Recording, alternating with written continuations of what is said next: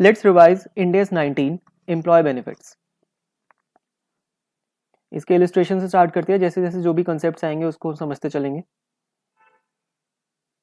Illustration number 1 क्या कहता है ये?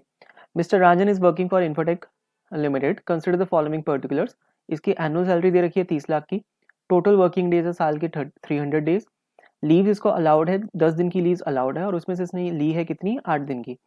Unutilise leaves are settled by way of payment, मतलब जो अनयूटिलाइज लीव्स है 10 लीव्स अलाउड थी उसमें से 8 लीव्स इसने ये यूटिलाइज कर ली, तो कितनी अनयूटिलाइज बची? 2 लीव्स अनयूटिलाइज्ड है, उसकी उसको कह रहे हैं कि पेमेंट कर देंगे। And accordingly carry forward of such leaves to subsequent period is not allowed, carry forward नहीं करने देंगे, बस पेमेंट ले लो उसकी। Compute the total benefit expense for Infotech in respect of 2000 and 2001। Let's see, देखो दो तरीके की लीव्स होती है। अगर कोई लीव्स अनयूटिलाइज्ड है, जैसे कि ये 2 लीव्स अनयूटिलाइज्ड है, अगर कंपनी कहेगी इसके तुम पेमेंट ले लो यानी कि कैश ले लो, तो इसको हम कहते हैं वेस्टिंग लीव्स, ठीक है। और अगर इसकी पेमेंट अलाउड नहीं है बट इसको हम नेक्स्ट ईयर कैरी फॉरवर्ड करके नेक्स्ट ईयर यूटिलाइज कर सकते हैं, यानी कि नेक्स्ट ईयर भी इसको 10 लीव्स तो मिलेगी कंपनी की जो पॉलिसी है, बट 2 लीव्स और मिल जाएगी, तो नेक्स्ट ईयर ये 12 लीव्स ले सकते हैं। इस तरीके की लीव्स को कहते हैं हम नॉन वेस्टिंग लीव्स, ठीक है। ये इसके टेक्निकल टर्म्स है। अगर पेमेंट अलाउड है, कैश पैसा मिलेगा तो वेस्टिंग है, पैसा नहीं मिलेगा सिर्फ यूटिलाइज कर सकते हो तो नॉन वेस्टिंग है। Now coming back to this question, इसमें इसको 2 दिन की पैसे मिलेंगे पेमेंट, तो हम किस तरीके से कैलकुलेट करेंगे? टोटल सैलरी दे रखी है, साल के वर्किंग डेज है तो हम निकाल देंगे सैलरी पर डे, तो सैलरी पर डे आ जाएगी 30 लाख डिवाइड बाई 300 डेज, 10,000 रुपये की सैलरी लेता है एक दिन की।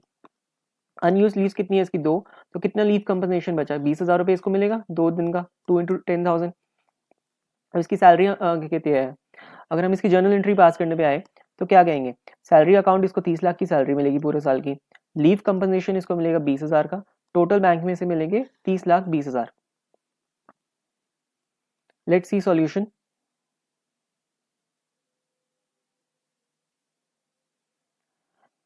सैलरी इसकी 30 लाख है, 300 टोटल वर्किंग डेज है, तो सैलरी पर डे आ गई हमारे पास। Rajan has availed 8 out of 10 leaves, तो 2 रिमेनिंग लीव्स है। तो as per company policy Rajan mister Rajan for the unutilised leave, इसकी पेमेंट कितनी होगी? टोटल एक्सपेंस है इसका 30 लाख रुपए, इसकी सैलरी का एक्सपेंस है, प्लस 2 डेज का अनयूटिलाइज 30,20,000 की इसकी सैलरी बनेगी, जिसमें सैलरी का कॉम्पोनेंट पे है और लीव कंपनसेशन का भी, लीव इंकैशमेंट का भी कॉम्पोनेंट है, ठीक है। एक यहाँ पे हम डिस्कशन करते हैं, अगर जर्नल एंट्री अगर हम पास करते हैं तो what will be the journal entry? सबसे पहली एंट्री होगी सैलरी टू बैंक, जो इसने एलिजिबल है ये 30 लाख की सैलरी की। दूसरा होगा leave encashment to provision for leave encashment, कितना? 20,000 का प्रोविजन बना देंगे, क्योंकि अभी अगर हम नहीं पे कर रहे बाई चांस, लेट से अभी पे नहीं कर रहे तो प्रोविजन बना दिया, जब भी इसकी पेमेंट करेंगे हम कर देंगे प्रोविजन फॉर लीव इंकैशमेंट को रिवर्स करके टू बैंक अकाउंट डाल देंगे, कितने का? 20 का। अब इसकी एक कॉमन एंट्री भी हम पास कर सकते हैं, कैसे? सैलरी को टेक्निकल टर्म इस इंडियस के नाम से कहते हैं एम्प्लॉय बेनिफिट, लीव इंकैशमेंट भी बनेगा एम्प्लॉय बेनिफिट एक्सपेंस, तो एम्प्लॉय बेनिफिट एक्सपेंस में हम डाल देंगे कितना? 30,20,000। बैंक से हमने पे कितना करा? 30 लाख, और टू प्रोविजन बना देंगे अपना कितना? 20,000 का, और जब प्रोविजन को रिवर्स करेंगे तो हम कर देंगे प्रोविजन टू बैंक, ठीक है। Let's C question number 2। Let's see illustration number 2। Mr. Niranjan is working for Infotech Limited. Consider the following particulars: year 2001 and year 2001-2, मतलब ईयर 1 और ईयर 2 की डिटेल्स दे रखी है। एनुअल सैलरी 30 लाख दोनों में सेम है, number of working days 300 days, leaves allowed 10 days की leaves allowed है, पहले साल उसने 7 डेज ली है तो 3 दिन बच गए उसके पास अनयूटिलाइज, नेक्स्ट ईयर उसने 3 दिन एक्स्ट्रा लेके 10 + 3 13 ले ली इसने लीव्स, तो उसके पास बचा कुछ भी नहीं। Okay. Based on the past experience, Infotech Limited assumed that Niranjan will avail the unutilized leaves of 3 days of 2000 of year 1 in year 2. मतलब कंपनी को लगता है कि वो 3 दिन ले ही लेगा, लीव्स यूटिलाइज करेगा। Infotech Limited contend that it will record 30 lakh as employee benefit expense in each of the years 2001 and 2002, stating that the leaves will any case be utilized by 2001-2. Comment on the accounting treatment proposed by to be followed by Infotech. Also pass journal entries for both the years. अब company कह रही है कि वो, हमें पता है कि वो 3 दिन की लीव्स ले ही लेगा पास्ट एक्सपीरियंस के हिसाब से, तो हम सैलरी का एक्सपेंस है जो भी एम्प्लॉय बेनिफिट एक्सपेंस है 30 लाख ही शो करेंगे दोनों ईयर में, यानी ईयर 1 में भी और ईयर 2 में भी वो 30 लाख रुपीज़ का ही एम्प्लॉय बेनिफिट एक्सपेंस शो करेंगे। बट ये करना गलत ट्रीटमेंट है, क्योंकि इंडिया कहता है कि हम एक्रूअल ट्रीटमेंट करेंगे। तो ये जो 3 दिन की लीव्स है, अगर फर्स्ट ईयर में ही एक्रू हो गई है, क्योंकि हमें पता है कि ये 3 दिन ले लेगा, तो इसका हमें एक प्रोविजन बनाना पड़ेगा। ठीक है, कंपनी क्या कर रही है, प्रोविजन नहीं बना रही, सीधा कॉस्ट बुक कर रही है, तो ट्रीटमेंट गलत है। अब सही ट्रीटमेंट क्या होगी, हम जनरल एंट्री पास करते हैं ईयर 1 के लिए। ईयर 1 में सबसे पहली चीज हमने इसमें क्या देखा है, हमें ये पता है कि इसमें कैश नहीं मिलेगा, इसको यूटिलाइज करेगा वो, तो ये वेस्टिंग नहीं नॉन वेस्टिंग लीव्स है। ठीक है, now let's see the treatment. Journal entry, salary उसको फर्स्ट ईयर में 30 लाख की पूरी सैलरी मिल जाएगी। ठीक है, salary account debit to bank account 30 lakh. Leave compensation to leave compensation payable, ये कितने दिनों का बनेगा, 3 दिन की अनयूटिलाइज लीव्स है। सैलरी पर डे कितनी है इसकी, 30 लाख डिवाइड बाय 300, 10,000 की सैलरी है, तो 30,000 रुपए का अपना आ गया कंपनसेशन पेबल। अगर इसको मर्ज करके बनाए, ये सैलरी अपना क्या है, employee benefit expense, leave compensation क्या है, एम्प्लॉय बेनिफिट एक्सपेंस। इसको हम मर्ज भी कर सकते हैं कैसे, employee benefit expense account debit कितने का, 30 लाख और 30,000, 30 लाख 30,000। बैंक से इसको सैलरी तो मिल गई से पूरी, कितने की, 30 लाख की, और टू प्रोविजन कितना बन गया, 30,000 का। ये 30 लाख है और ये 30,000 है। ठीक है, ये प्रोविजन बन गया। इस क्या कहते हैं, जनरल एंट्री को मर्ज कर दिया हमने। अब नेक्स्ट ईयर क्या होगा, नेक्स्ट ईयर उसने 3 लीव्स और अवेल कर ली। Now what will be the journal entry next year. अब नॉन वेस्टिंग लीव में बैंक से इसको 30 लाख ही मिलेगा, इससे ऊपर नहीं। हमने फर्स्ट क्वेश्चन में देखा था 30 लाख रुपए उसे मिले थे प्लस 30,000 एक्स्ट्रा मिले थे, तो उसे टोटल 30 लाख 30,000 रुपए मिले थे बैंक अकाउंट से। 30 लाख 20,000 2 दिन के, क्योंकि वो वेस्टिंग लीव थी, हम लीव्स के बदले कैश दे रहे हैं। बट इधर लीव्स के बदले एक्स्ट्रा कैश नहीं मिल रहा, उसको मिलेगा टोटल 30 लाख ही, जो उसकी सैलरी की वैलिड अमाउंट है। उसमें से लीव कंपनसेशन जो हमने पहले बनाया था, इसको हम रिवर्स कर देंगे, लीव कंपनसेशन को कितने का, 30,000 का। बैलेंस हम सैलरी से एडजस्ट करेंगे, यानी कि एम्प्लॉय बेनिफिट एक्सपेंस से कितने का, 29,70,000। ये बनेगी हमारी जर्नल एंट्री। रीजन मीन, क्योंकि हमने बैंक से उसको सिर्फ जितनी सैलरी है वही पे करनी है, एक्स्ट्रा पे नहीं करनी हमने लीव्स के पैसे। Let's see the solution. क्या कहता है, इन्होंने वही टेबल बनाया है, salary the, number of days working days, leaves allowed उसको 10 है, 7 दिन उसने 7 दिन की लीव्स ली है, तो total number of days work कितने हैं, 300 माइनस 7 डेज, 293 डेज उसने काम करा है ईयर 1 में। ईयर 2 में उसने क्या करा है, 300 टोटल वर्किंग डेज है, उसमें से 13 दिन की छुट्टी ले बैठा ये, तो 300 माइनस 13 आ गया, 287 डेज उसने काम करा। अब कंपनी क्या कह रही है, expense propose to be recognised, जो प्रपोज कर रही है कि 30 लाख ही 30 लाख ही। बट हुआ क्या, ईयर 1 में इसने 293 डेज काम करा है, ईयर 2 में 287 करा है, यहाँ पे इसने 293 माइनस 287 6 डेज ज्यादा काम करा है, तो इधर 6 डेज की सैलरी ज्यादा होनी चाहिए। ठीक है, तो यही हमारा एक्रूअल कंसेप्ट है। क्या कहता है ये, based on the evaluation mister Niranjan has worked 6 days more, that is this in year 1 as compared to year 2. Since he has worked more as compared to year 2, the accrual concept requires that expenditure to be recognized should be more as compared to year 2, कि पहले साल में ज़्यादा expenditure होना चाहिए। Thus Infotech recognize the same expenditure would be in violation of accrual concept, violate कर देगा। तो किस तरीके से expenditure record करेंगे, यहाँ तक तो वही डेटा है। Expense to be recognised year 1 के लिए क्या होगा, 30 लाख की salary plus 10,000 per day into 3 days unutilise leave, 30,000, तो 30 लाख 30,000 का एक्सपेंस होगा रिकॉर्ड। ईयर सेकंड में क्या होगा, 30 लाख की टोटल सैलरी हमने देनी है उसे, उसमें से 10,000 इंटू पर डे 3 डेज के एक्सेस नहीं दे रहे हम इस बार, क्योंकि वो पिछली बार दे दी हमने, रिकॉर्ड कर रखे है, तो वो सैलरी का पार्ट नहीं बनेगा। 29,17,70 30,000 हमने यहाँ से प्रोविजन से शिफ्ट कर देंगे। जर्नल एंट्री कैसे प्रेजेंट करेंगे, एम्प्लॉय बेनिफिट एक्सपेंस, इसमें अपनी सैलरी भी आ गई प्लस अनयूटिलाइज 3 डेज भी आ गए, 30 लाख 30,000, बैंक अकाउंट से सैलरी पे करी, प्रोविजन बना दिया एक 30,000 का। इस प्रोविजन को नेक्स्ट ईयर हमने रिवर्स करा, प्रोविजन अकाउंट डेबिट करके 30,000 से ये 30 लाख यहाँ पे और सैलरी में डाल दिया 29,70,000। ईजी कंसेप्ट है, वेस्टिंग और नॉन वेस्टिंग बस ध्यान रखने की हम उसको पैसे दे रहे हैं नहीं दे रहे। नेक्स्ट इलिस्ट्रेशन नंबर 3, ये क्या कहता है, assume the same information as in illustration 2, ऊपर से कंटिन्यू होके आ रहा है। Based on the past experience, Infotech Limited assume that Niranjan will avail unutilized leaves of 2 days of 2000 of year 1 subsequently. However, in year 2 mister Niranjan actually availed 3 days। क्या कह रहा है, पहले तो हमने क्या कहा कि कंपनी को लगता है कि 3 दिन की यूटिलाइज कर लेगा ये, जो हमारा सेकंड क्वेश्चन था उसमें था कि अनयूटिलाइज लीव्स 3 days की वो यूटिलाइज कर लेगा, इसके पास एक्सपीरियंस है। बट अभी कंपनी को लगता है कि ये 3 नहीं 2 ही लीव्स लेगा, तो क्या ट्रीटमेंट होगी। देखो अब कंपनी इसमें क्या करती है, एस्टिमेट लगाती है, अपना एक बेस्ट एस्टिमेट लगाती है, क्योंकि कंपनी को तो नहीं पता फ्यूचर में जाके एम्प्लॉय कितनी यूज करे, हो सकता है एक भी यूज ना करे। तो फर्स्ट ईयर की ट्रीटमेंट तो हम एस्टिमेट से करेंगे। हम अपना एम्प्लॉय बेनिफिट एक्सपेंस में डालेंगे 30 लाख की सैलरी, एक प्रोविजन बनाएंगे और बैंक से अपना 30 लाख पे कर देंगे। एम्प्लॉय बेनिफिट एक्सपेंस में जो हमने एस्टिमेट डालना है, पहले हमने 3 days का डाला था, अब सिर्फ 2 days का डालेंगे। सैलरी पर डे वही 10,000 की है, तो 2 days की होगी 20,000, तो प्रोविजन भी बनाएंगे हम 20,000 का। अब ईयर 2 में जाके क्या होगा, ये प्रोविजन को तो हमें रिवर्स करना है, क्योंकि जब अब एक्चुअल में 3 दिन इसने अवेल कर ही लिए, तो प्रोविजन अकाउंट डेबिट हो जाएगा कितना, 20,000 से। बैंक से हम इसको कितना पे कर रहे हैं, 30 लाख। तो रिमेनिंग कहाँ जाएगा, एम्प्लॉय बेनिफिट एक्सपेंस सैलरी का 29,80,000 यहाँ पे आ जाएगा।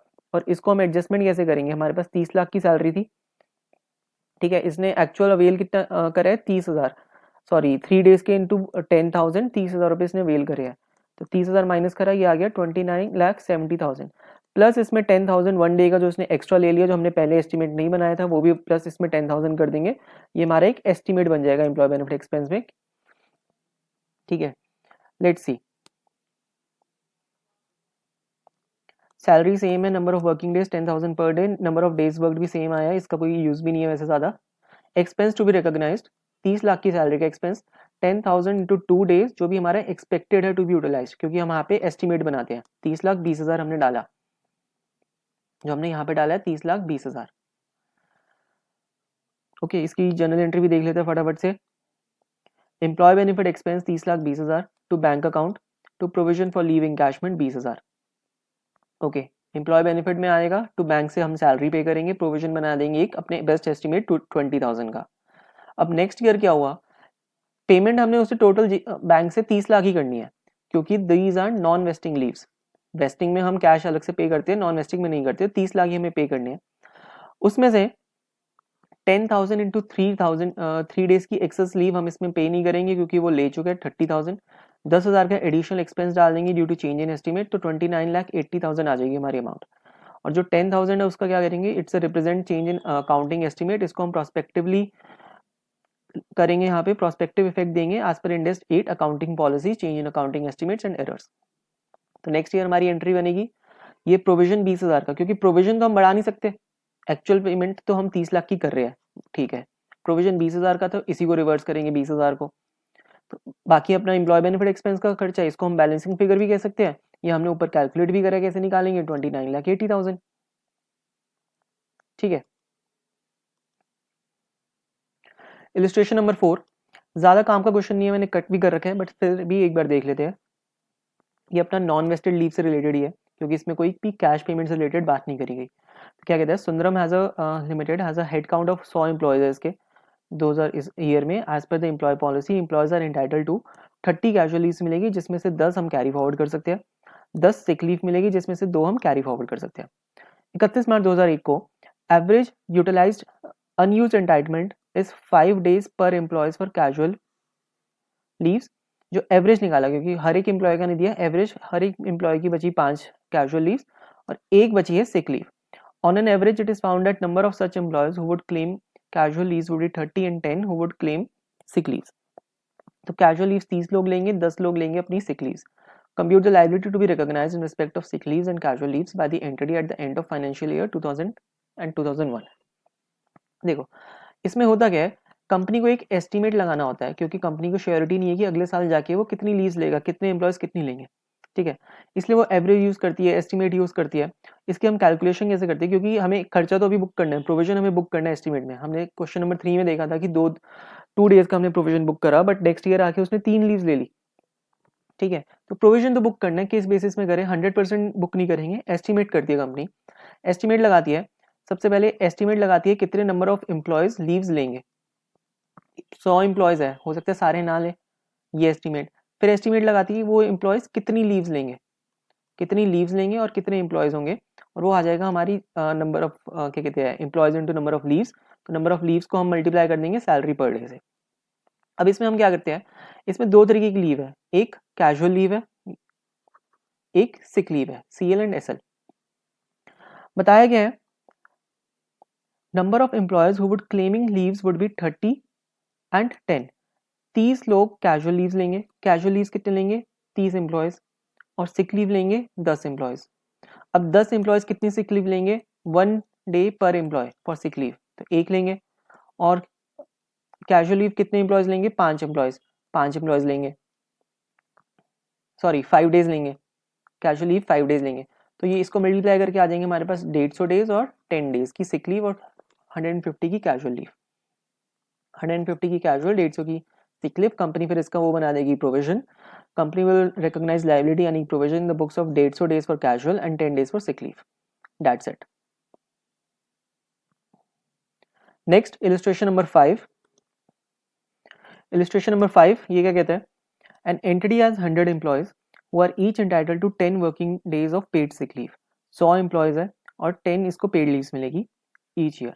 Unused sick leave may be carried forward for one financial year. Sick leave is taken first out of current year's entitlement and then out of any balance brought forward from the previous, that is LIFO basis.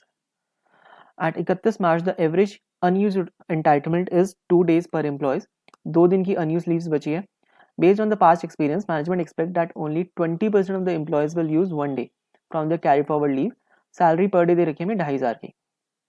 Compute the expense in respect of short-term compensated absence if they are assumed to be vested leaves, vested short-term compensated absence and non-vested short-term compensated absence. किस तरीके से करेंगे, अब देखो wasted मतलब हमें leaves के बदले कैश मिलेगा, नॉन वेस्टेड मतलब हम इसमें कैश नहीं मिलेगा, इसको हम एडजस्ट कर सकते हैं, नेक्स्ट ईयर हम इसको लीव्स ले सकते हैं, एक्स्ट्रा लीव्स। और जब कैश की बारी आएगी तो तब कंपनी का एस्टिमेट काम नहीं करेगा, क्योंकि कैश तो हर कोई ले लेगा। कंपनी ये थोड़ा एस्टिमेट कर सकती है, पैसा मिल रहा है तो 100% एम्प्लॉयज लेंगे, जितने भी एम्प्लॉयज हमारे 100 के 100 सब कैश लेंगे, तो हमें पूरा प्रोविजन बनाना पड़ेगा 100% का। तो वेस्टेड में हम क्या करेंगे, 100 एम्प्लॉयज इंटू में 2 डेज की अनयूज लीव्स बची है हमारे पास पर एम्प्लॉय, एवरेज अनयूज एंटाइटलमेंट, और 2500 रुपये की सैलरी है, तो 5 लाख रुपए का हमारे कैश का प्रोविजन बन जाएगा, क्योंकि हर कोई ले जाएगा कैश, किसी को पैसा बुरा नहीं लगता। बट जब लीव्स की बारी है तब कोई लेगा कोई नहीं लेगा, हो सकते ना ले लीव्स, क्योंकि 10 डेज लीव्स तो मिल ही रही है, एक्स्ट्रा हो सकते ना ले, 10 डेज तो मिलती है, हो सकता है कोई 11 ले, हो सकता है कोई 12 ले, हो सकता है कोई किसी का 5 लीव्स में काम हो जाए। तो कंपनी ने एस्टिमेट लगाया कि 20% एम्प्लॉयज है जो एक दिन की एक्स्ट्रा ले ही लेंगे। तो 100 का 20% यानी 20 एम्प्लॉयज हुए, एक दिन की लेंगे लीव, और कितना 2500 की वैल्यू है एक दिन की, तो 50,000 रुपये का हमारा एक बन जाएगा लाइबिलिटी। तो वेस्टेड के में हम क्या करेंगे, एम्प्लॉय बेनिफिट हमारा जाएगा 5 लाख का, क्योंकि full expense to be recorded cause everyone will take cash, हर कोई पैसा ले जाएगा। नॉन वेस्टेड में short term employee benefit expense बनेगा 100 एम्प्लॉयज, उसका 20% यानी आगे 20 एम्प्लॉयज, एक दिन की लीव मिलेगी, 2500 का हमारा पर डे है, तो 50,000 calculated as per management estimate, management ने जो एस्टिमेट लगाया उस बेसिस से हम निकालेंगे।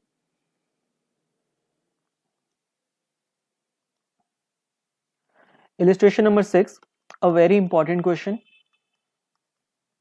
ध्यान से देखते हैं इसे। Acer Limited has 350 employees, same as year ago. The average staff attrition rate observed during the past 10 years represents 6% per annum का attrition rate है। Acer Limited provides the following benefits to all its employees. Paid vacation देता है कितना, 10 days का per year, regardless of date of hiring, जब मर्जी वो join हो उसको 10 days का paid vacation मिलेगा।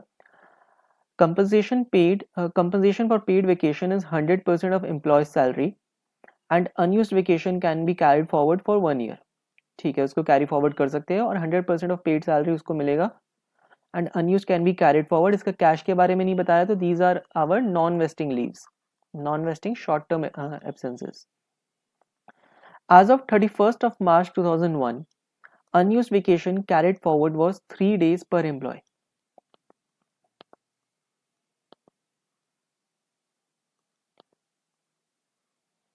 थ्री डेज पर एम्प्लॉय का हमारे पास 31 मार्च 2001 को अनयूज्ड वेकेशन पड़ी है। एवरेज सैलरी है 15,000 per day and accrued expense for unused vacation in 2000 and 2001 was 65 lakh rupees का हमारे पास accrued expense भी पड़ा है, यानी कि एक provision for leave compensation हमारे पास पड़ा हुआ है, provision पड़ा है। ना ड्यूरिंग 2001 एंड 2, ये नेक्स्ट ईयर की बात कर रहा है, क्योंकि पहले हमने 31 मार्च 2001 के बारे में बात करी थी, अब ये 2001-2 की बात कर रहा है, next year. Employees took 9 days of vacation in average. Salary increase हो गई इस साल, 10% से सैलरी इंक्रीज हुई है। हमें क्या करना है इस क्वेश्चन में, analyse how would Acer limited recognise liability and expense for these benefits as of 31 March 2002, pass the journal entry to show the accounting treatment. तो 31 मार्च 2002 यानी कि जो नेक्स्ट ईयर 2001-2 है, इसमें क्या वो लाइबिलिटी बुक करेगा और क्या खर्चा बुक करेगा वो हमें बताना है। ओके, एक्सपेंस तो हमें पता है, हम इजीली बता सकते हैं। 65 लाख का हमारे पास प्रोविजन पड़ा है पिछले साल का, 2010 और 2001 का, 2001 का, और इस साल जाके उसको हम वो क्या कहते हैं यूटिलाइज कर लेगा। तो हम जो एंट्री पहले पास करते आए हैं, क्या करेंगे हम, provision for leave compensation to bank account 65 lakh rupees, तो हम यहाँ पे कैश एक्सपेंस अपना डाल देंगे, क्योंकि पिछले साल का खर्चा इस साल बुक करेंगे, जो पिछले साल प्रोविजन बनाया है उसे बुक करेंगे। बट अब हमें कैलकुलेट करना है कि इस साल का प्रोविजन, इस साल मतलब 2001-2 का प्रोविजन कितना होगा।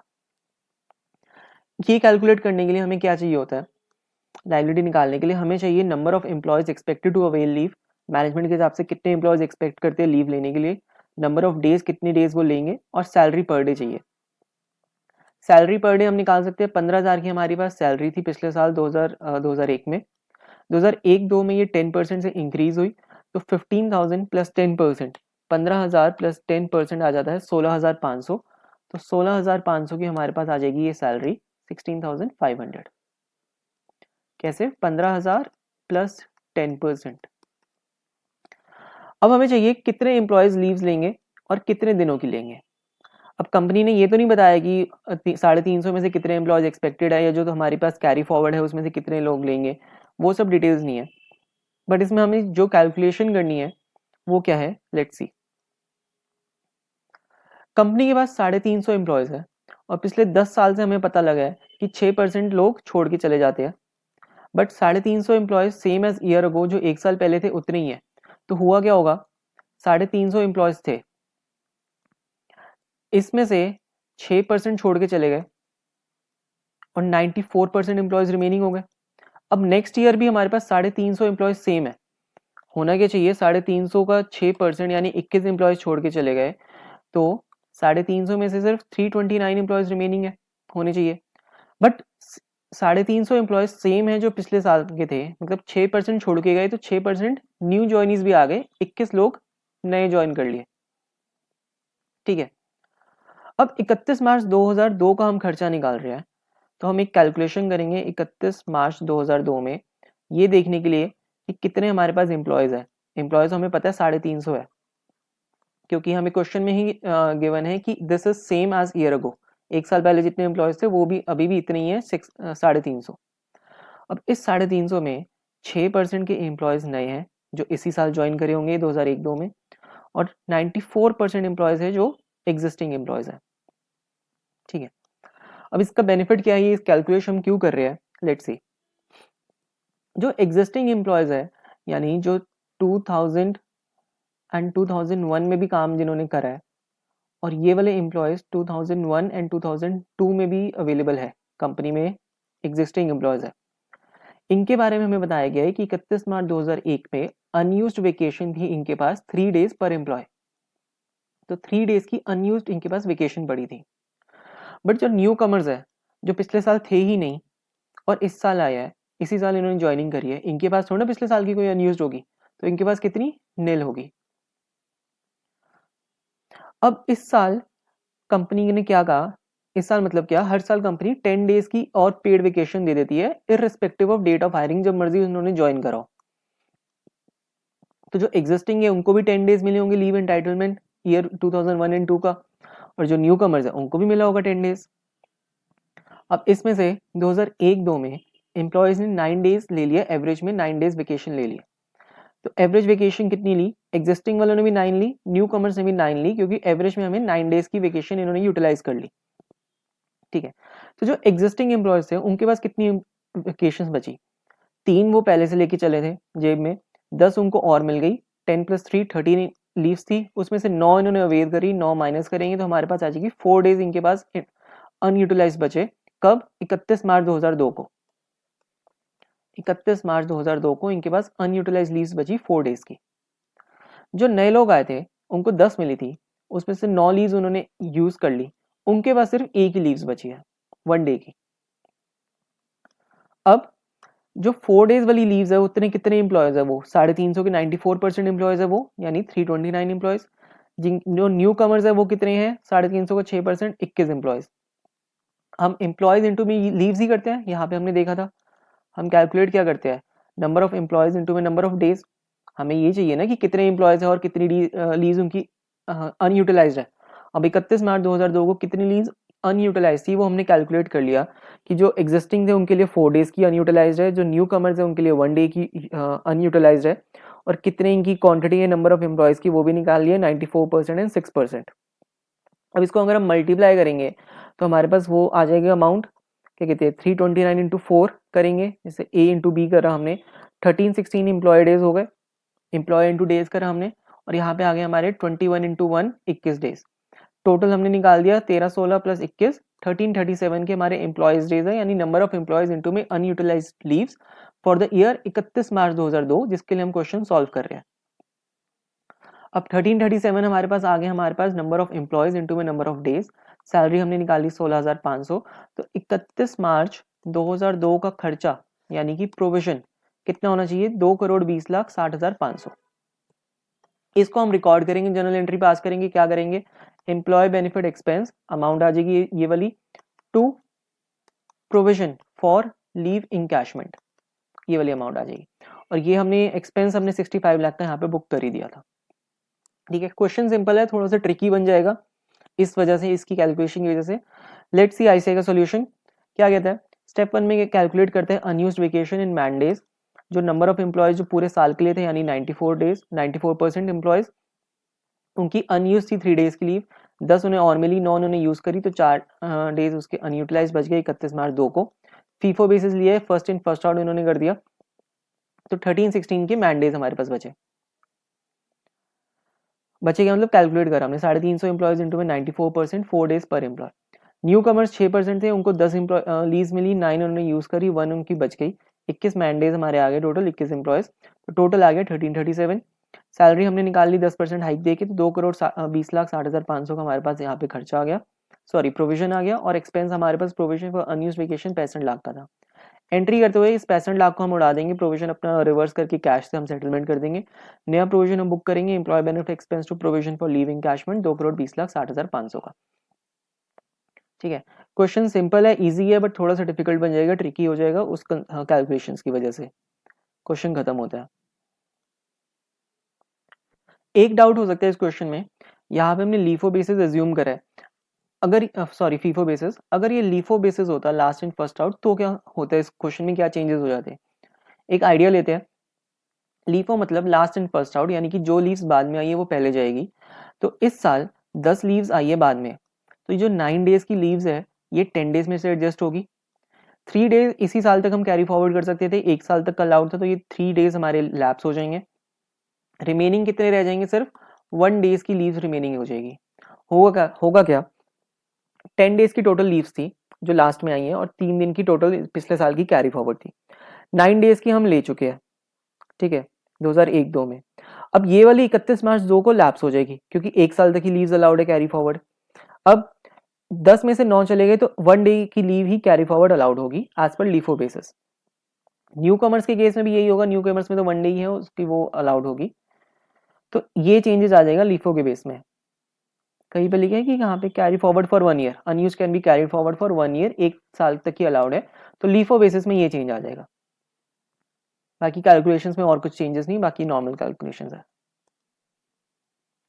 इलिस्ट्रेशन 7 ज्यादा इंपॉर्टेंट क्वेश्चन नहीं है, कट भी कर रखे हैं मैंने इसे। क्या कहते हैं, Lakshmi mill profit making entity है जिसका रिपोर्टेड प्रॉफिट है 20 करोड़ का। According to its profit sharing plan ये कहते हैं कि 5% हम अपने एम्प्लॉयज को दे देंगे, अगर वो एक साल ऑर्गेनाइजेशन में कंप्लीट कर दे तो हम 5% प्रॉफिट डिस्ट्रीब्यूट कर देंगे। तो under this plan obligation play है एम्प्लॉय को complete specified period in organisation, यानी एक साल का।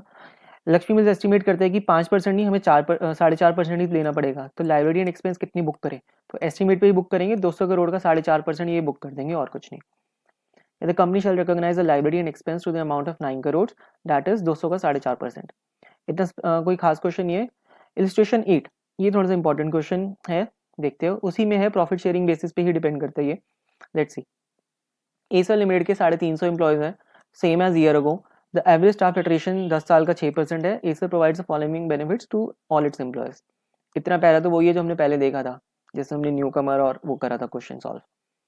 Now Acer limited paid bonus की बात कर रहे हैं to all employees who were in service during the entire financial year. Bonus दे रहा है जो पूरे साल रहे हैं अपनी जॉब में। तो पूरे साल कितने रहे हैं, हमें पता है 94% ही पूरे साल रहे हैं, 6% तो छोड़ के चले जाते हैं इसे।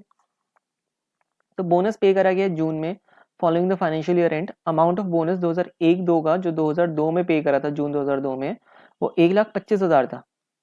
2001-2 का बोनस 31 मार्च 2 तक का जून 2002 में दिया 1,25,000 पर employee. Acer limited use to increase amount of bonus based on official inflation rate of 8.5% से इंक्रीज करता है for 2002-3। Although there was no legal obligation to increase the bonus by such inflation rate, कोई legal responsibility नहीं है, but ये करता है, इसकी आदत है। अब determine how Acer would recognise liability and expense for these employees as on 31 March 2003। क्या लायबिलिटी रिकॉर्ड करे उसकी जर्नल एंट्री दो हमें। देखो 350 एम्प्लॉयज, उसमें से 94 ही टिकेंगे, वो हमें पता है। तो 350 में से 6% माइनस करके हमारे पास कितने आ गए, 329 एम्प्लॉयज। ठीक है, अब 1,25,000 का बोनस है, इसको 8.5% से इंक्रीज करना पड़ेगा, क्योंकि ये करता है, इसकी ऑब्लिगेशन तो नहीं है लीगल ऑब्लिगेशन, बट ये आउट ऑफ कर्टेसी करता है, हर साल करता है, इसकी आदत बन गई है। तो 1,25,000 इंटू में 8.5% प्लस कर देंगे, ये बन जाएगा 1,35,625। मल्टीप्लाई करके ये हमारे पास अमाउंट आ जाएगी। आंसर से फटाफट मैच कर लेते हैं। 1,25,000 मल्टीप्लाई करके अपना 8.5% बना के 1,35,625, 329 एम्प्लॉयज, अमाउंट कितनी आई, 4,46,20,625, 4,46,20,625। ठीक है, अकाउंटिंग ट्रीटमेंट क्या होगा, हाँ अकाउंटिंग ट्रीटमेंट क्या होगा इसका, 4,46,000, 4,46,20,625, इसका हम एक एक्सपेंस बनाएंगे और प्रोविजन फॉर बोनस में डाल देंगे, क्योंकि अगर हमने पे नहीं करा अभी, क्योंकि पे हम करते हैं जून में और ये हम रिकॉर्ड कर रहे हैं 31 मार्च को, तो इतना हम प्रोविजन बना देंगे एम्प्लॉय बेनिफिट एक्सपेंस में।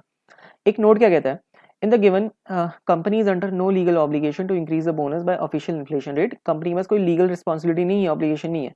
However company has been increasing the bonus over the past years, this has given a rise to constructive obligation create हो गई, that is formal practice such as these give rise to constructive obligation where the entity has no realistic alternative but to pay employee benefit. Accordingly provision is made for the amount of considering the inflation rate।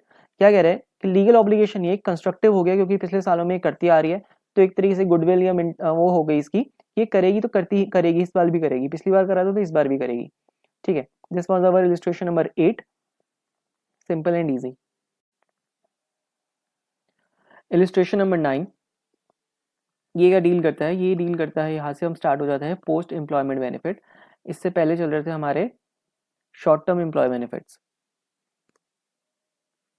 Post employment benefit दो तरीके के होते हैं, एक होते हैं defined benefit obligation और एक होते हैं डिफाइंड कॉन्ट्रीब्यूशन प्लान। ठीक है, एक होता है डिफाइंड बेनिफिट और एक होता है डिफाइंड कॉन्ट्रीब्यूशन। दोनों में क्या डिफरेंस है, डिफाइंड कॉन्ट्रीब्यूशन में जो DCO है, DCP डिफाइंड कॉन्ट्रीब्यूशन प्लान, यहाँ पे कंपनी की ऑब्लिगेशन है सिर्फ फंड में पैसा डिपॉजिट करने का, यानी कि कंट्रीब्यूट करने का, और कुछ नहीं है। बट डिफाइंड बेनिफिट में कंपनी कंट्रीब्यूट भी करेगी और अपनी तरफ से पे भी करेगी, उस फंड से पे भी खुद ही करेगी। बेसिकली कंट्रीब्यूशन में कंपनी का क्या है कि कोई स्टेट फंड है या कोई गवर्नमेंट का फंड है, जैसे कि PF हो गया, वहाँ पे सिर्फ कंट्रीब्यूट कर देगी और उसके बाद जो भी पेमेंट होनी है पोस्ट एम्प्लॉयमेंट, जब एम्प्लॉयमेंट खत्म हो जाएगी एम्प्लॉय की, उसके बाद वो स्टेट फंड उसको पे करेगा। बट डिफाइंड बेनिफिट में हो सकता है कंपनी ने अपना एक ट्रस्ट बना रखा है, ठीक है, वहाँ पे कंट्रीब्यूट भी करेगी और उसको पेमेंट करने की ऑब्लिगेशन भी हमारी किसकी है, एंटिटी की। लेट्स सी इलस्ट्रेशन नंबर 9, 9 और 10 बस एक इसकी डेफिनेशन है और कुछ फर्क नहीं है इसमें, इसलिए इंपॉर्टेंट क्वेश्चन नहीं है। A company pays each employee a lump sum one time benefit upon retirement. The benefit is computed based on employees' years in service in the company and the final salary. Compute कैसे करेंगे, to cover its liability from this remuneration, company contribute 3% of annual gross salaries to the fund। 3% का उसको यहाँ पे contribute कर रही है। But इसकी पेमेंट भी वन टाइम पेमेंट कौन कर रही है, एंटिटी खुद कर रही है, कंपनी खुद पे कर रही है, तो इसलिए ये बन जाएगा अपना डिफाइंड बेनिफिट प्लान, क्योंकि पेमेंट भी खुद कर रही है, कॉन्ट्रीब्यूशन भी कर रही है ये। Comment whether this obligation represents a defined contribution or a defined benefit plan. Let's see. It is a defined benefit plan. Although the company pays contribution to the fund to cover its liabilities, amount of remuneration is determined in advance. Company will have to carry the risk in case of funds assets are not sufficient to cover the remuneration, क्योंकि company का risk है, company पहले contribute तो कर रही है, but let's say उसने contribute करा है 80 करोड़ रुपीस, बट जब इसकी लाइबिलिटी आई पे करने की वो बन गई 100 करोड़ की। अब पेमेंट करने की ऑब्लिगेशन भी किसकी है, कंपनी की, तो ये रिस्क भी किसका है, कंपनी का, तो ये बन जाएगा defined benefit plan.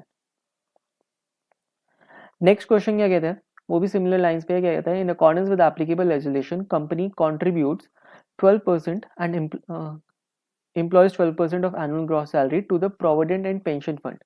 Upon retirement, employees will get the accumulated balance. Employees को मिल जाएगा अपनी सैलरी के बेसिस पे before retirement. The pension will be paid out of state fund of assets of company has no further obligation. Company की कोई further obligation नहीं है, जब कंपनी की फर्दर ऑब्लिगेशन नहीं है, उसका काम खत्म कंट्रीब्यूट करने के बाद, तो this is a defined contribution plan. क्या कहते हैं, ये डिफाइंड कंट्रीब्यूशन प्लान है क्योंकि ये स्टेट फंड से पे करेंगे और कुछ नहीं इसमें।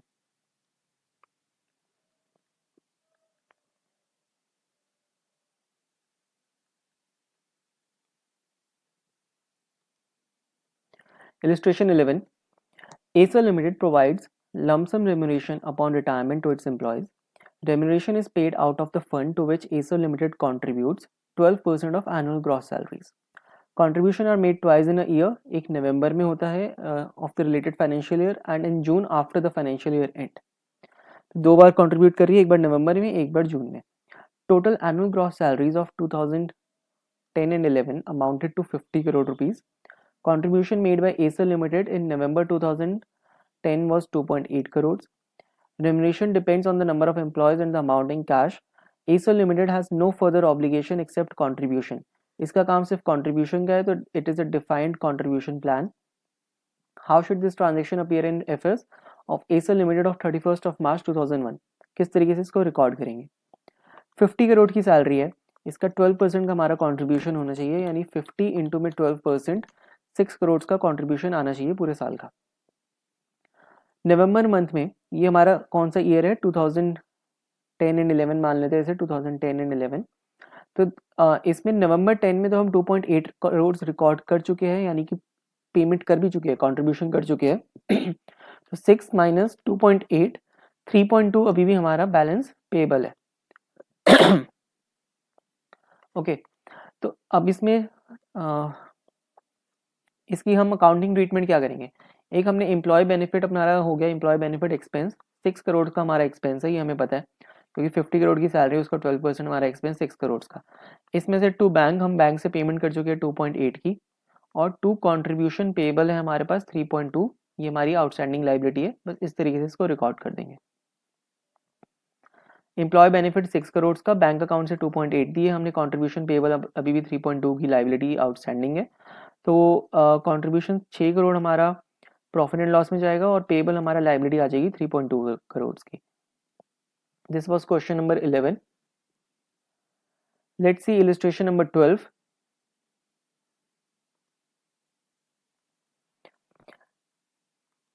Dinker Limited, a large IT company, accounts for gratuity on payment basis and supports such accounting policy of making the following disclosures in the financial statements. क्या कहता है ये, ग्रेचुटी की जो पेमेंट है, ये ग्रेचुटी की जो ट्रीटमेंट है, ये इसको पेमेंट बेसिस पे करता है, यानी कि एक्रूअल बेसिस पे नहीं कर रहा, which is wrong. As per Ind AS 19 हमारी जो भी ट्रांजेक्शन एम्प्लॉय बेनिफिट का एक्सपेंस है, उसको हमें एक्रूअल बेसिस पे रिकॉर्ड करना है, पेमेंट बेसिस पे नहीं।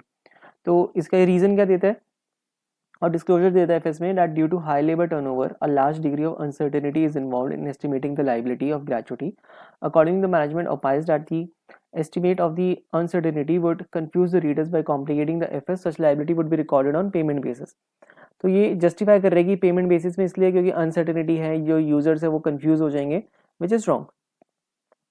The management opines that by making the above disclosure, company is complying with the requirements of Ind AS. The management is also willing to specifically highlight the above except by making it conspicuous in FS कि उसको clearly highlight करेगी. It is the condition of management correct as per provision of Indies? नहीं, क्योंकि payment basis basis में हमें record करनी है. Payment basis allowed ही नहीं है इंडेस 19 में, और एक्रूअल बेसिस ऑफ अकाउंटिंग ही करते हैं. पूरा हमारा अकाउंटिंग फ्रेमवर्क इस तरीके से कि हम accrual basis of accounting follow करते हैं, ना कि कैश पेमेंट, कैश बेसिस. क्या कहते हैं? Gratuity represents a payment being made to an employee upon retirement. Since the amount is determined pursuant to a formula, the gratuity payable represents a defined benefit obligation. This is to be paid to employees, with the actuarial risk and investment risk both belonging to the employer. Thus, Dinkel Limited must comply with Ind AS 19 and provide the gratuity on an accrual basis, annual basis. तो annual basis मतलब वही accrual basis हर एक साल में करे payment, क्योंकि gratuity का क्या है, एम्प्लॉय लेट से 20 साल तक एम्प्लॉयमेंट में होगा, जॉब करेगा, और 20 साल के बाद जब वो रिटायर हो जाएगा तब जाके इसको हम पे करेंगे ग्रेचुटी, और हर साल कुछ ना कुछ हम इस पे कंट्रीब्यूट करते रहेंगे. अब इंडियन स्टैंडिंग ये कहते हैं जब भी हम इसको कंट्रीब्यूट कर रहे हैं, जब भी हमारी लायबिलिटी एक्रू हो रही है कि क्या कहते हैं, जो एम्प्लॉय है वो अपनी जॉब को कर रहा है, अपनी सर्विस पूरी करते जा रहा है हर साल की, तो हमारी ग्रेचुटी की जो लायबिलिटी है वो एक्रू होती रहेगी. तो उसी हिसाब से हम इसको रिकॉर्ड करेंगे एनुअल बेसिस हर साल. तो इन एस्टिमेटिंग द लायबिलिटी फॉर ग्रेचुटीज काफ़ी सारे एजम्पशंस लगते हैं, जैसे कि हो गया मोर्टेलिटी रेट क्या है, स्टाफ का एट्रिशन रेट क्या है, सैलरी क्या होगी रिटायरमेंट पे, रेजिग्नेशन कब देगा, डिस्काउंट रेट क्या होगा. All of which have to be considered by Dinkar limited, जिसको कंसिडर करना पड़ेगा. इसमें जो कम्प्लेक्सिटी इन्वॉल्व है in this exercise does not provide Dinkar limited an excuse to avoid accrual accounting. ये एक्सक्यूज नहीं हो सकता कि कॉम्प्लेक्स है तो मैं नहीं कर रहा. उसके बाद कह रहा है it has company has stated that it will be willing to disclose in the FS. एक डिस्क्लोजर दे देंगे which is not as per India's 8. Accounting policies अगर चेंज होता है तो वो किसी रीजन की वजह से होना चाहिए, और एक्सट्रीमली रेयर केसेस में circumstances when the management conclude that compliance with an Ind AS would be misleading and conflict with the objective of FS set out in the framework. अगर रेयर सर्कमस्टांसेस में management को लगता है कि अगर हम compliance करेंगे Ind AS का, लेट्स से Ind AS 19 का अगर हम कंप्लायंस करेंगे तो वो मिसलीडिंग और कन्फ्लिक्ट होगा.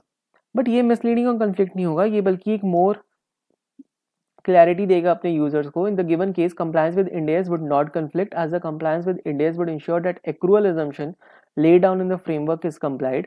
Further disclosure cannot be a remedy for non compliance. एक डिस्क्लोजर देके तुम छूट नहीं सकते कि हमने नहीं करा तो नहीं सही. Therefore the company have to state that the Ind AS have not been complied by the company in presentation of FS, कि Ind AS हमने नहीं फॉलो करे. Hence the company will have to suitably modify the financial statements, और auditor को भी अपना opinion modify करना पड़ेगा इस केस में. तो कहने का मतलब ये है कि हमें एक्रूअल ही फॉलो करना है, चाहे आंधी है चाहे तूफान है, एक्रूअल अकाउंटिंग ही फॉलो करनी है. That's it. Next to illustration 13 and 14 important है एक प्रेजेंटेशन पॉइंट ऑफ व्यू से. How will the following information will be presented in the balance sheet of Udyog limited. हमें प्रेजेंट वैल्यू दे रखी है डिफाइंड बेनिफिट ऑब्लिगेशन की, और फेयर वैल्यू दे रखी है प्लान एसेट्स की. बैलेंस शीट पे डिफाइंड बेनिफिट ऑब्लिगेशन एक लाइबिलिटी है, और प्लान एसेट हमारे एसेट साइड पे है, और बैलेंस शीट में हमें इसे नेट करके दिखाना होता है. तो हम लाइबिलिटी माइनस नेट एसेट करेंगे. तो लाइबिलिटी हमारे पास 3500 की है और एसेट है हमारे पास 3332 के, और इसको नेट करेंगे तो 168 की हमारे पास नेट लाइबिलिटी आ जाएगी. क्योंकि लाइबिलिटी ज़्यादा है एसेट कम है, तो ये जो अमाउंट है this is our net liability. Net defined benefit obligation है, ये डेफिसिट आया to be treated as net defined benefit liability. इसको हम नॉन करेंट लाइबिलिटीज में शो कर देंगे as a provision in balance sheet. ठीक है. नेक्स्ट क्वेश्चन है इसका, इसमें रिवर्स है क्योंकि अब यहाँ पे एसेट आया नेट डिफाइंड लाइबिलिटी, इधर नेट डिफाइंड एसेट आएगा. Let's see. Defined benefit obligation की प्रेजेंट वैल्यू हमें दे रखी है 2750, और fair value of plan assets हमें दे रखी है 2975 के.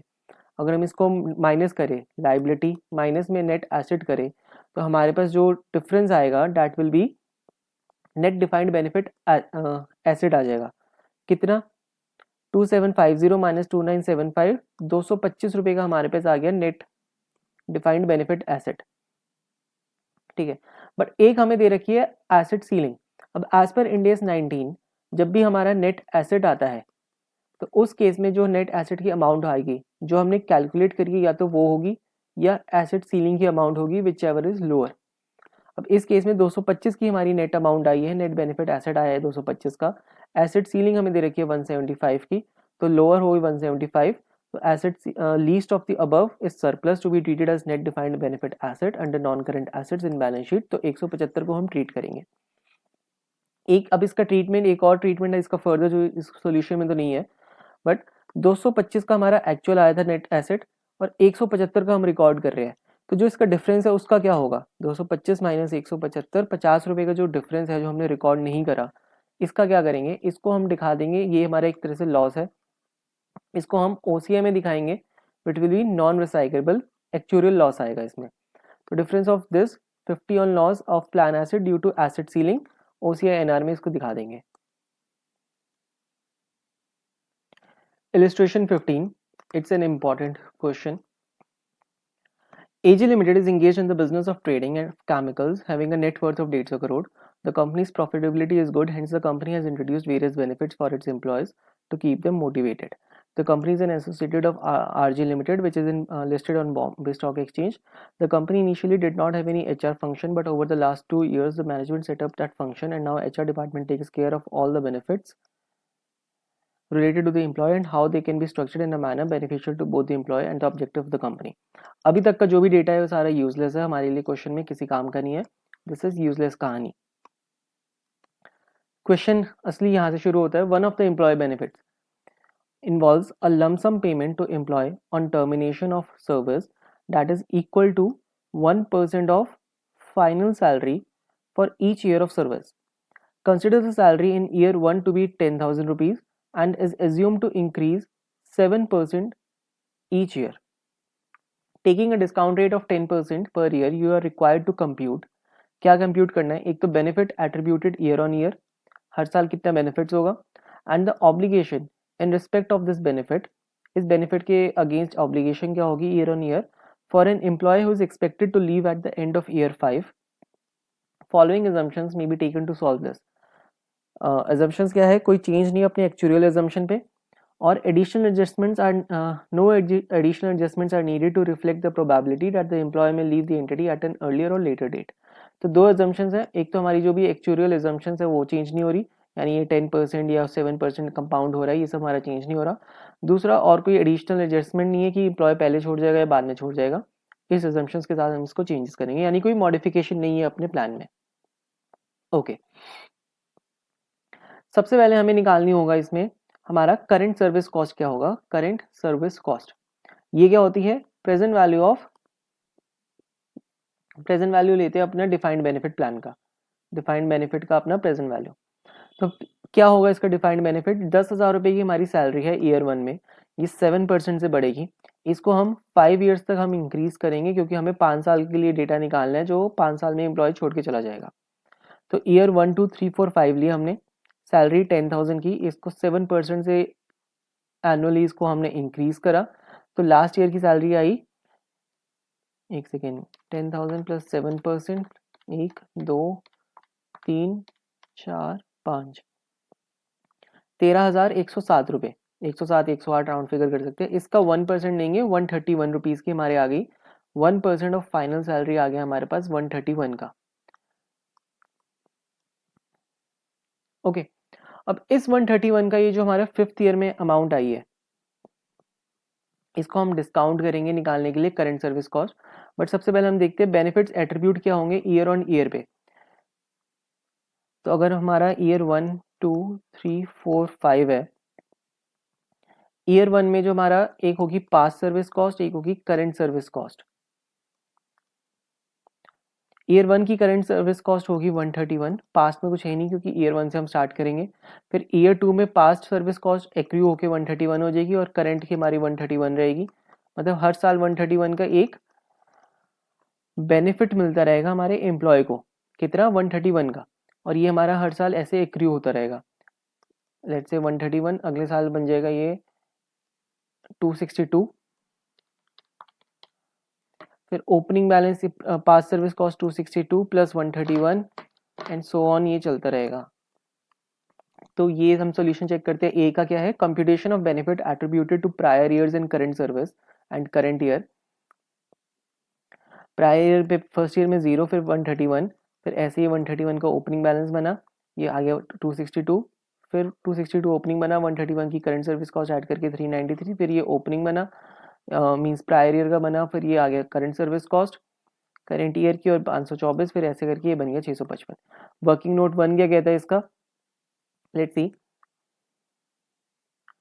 वर्किंग नोट में कुछ नहीं, सैलरी को इन्होंने 7% से कंपाउंड करा एनुअली, 13,108 की सैलरी आई, इसका 1% लेके 131 निकाल दिया, दैट्स इट। तो ये तो हो गया हमारा बेनिफिट कितना है इस प्लान में, benefit attributed year on year. अब इसका ऑब्लिगेशन निकालने के लिए हम क्या करते हैं, हम लेते हैं opening balance plus interest cost करते हैं उसमें ऐड, और करंट सर्विस कॉस्ट लेते हैं। अब करंट सर्विस कॉस्ट हमें पता है प्रेजेंट वैल्यू होती है अपने बेनिफिट्स की। अब बेनिफिट है अपना 131, इसकी हमें निकालनी होगी प्रेजेंट वैल्यू। तो ईयर 1 2 3 4 5, ईयर 5 में जाके हमारा बेनिफिट हमने कैलकुलेट करा है 131 का है। डिस्काउंट रेट हमें दे रखे हैं क्वेश्चन में, 10% का डिस्काउंट रेट है। तो अगर हम प्रेजेंट वैल्यू फैक्टर ले तो ईयर 5 का प्रेजेंट वैल्यू फैक्टर तो 1 ही होगा,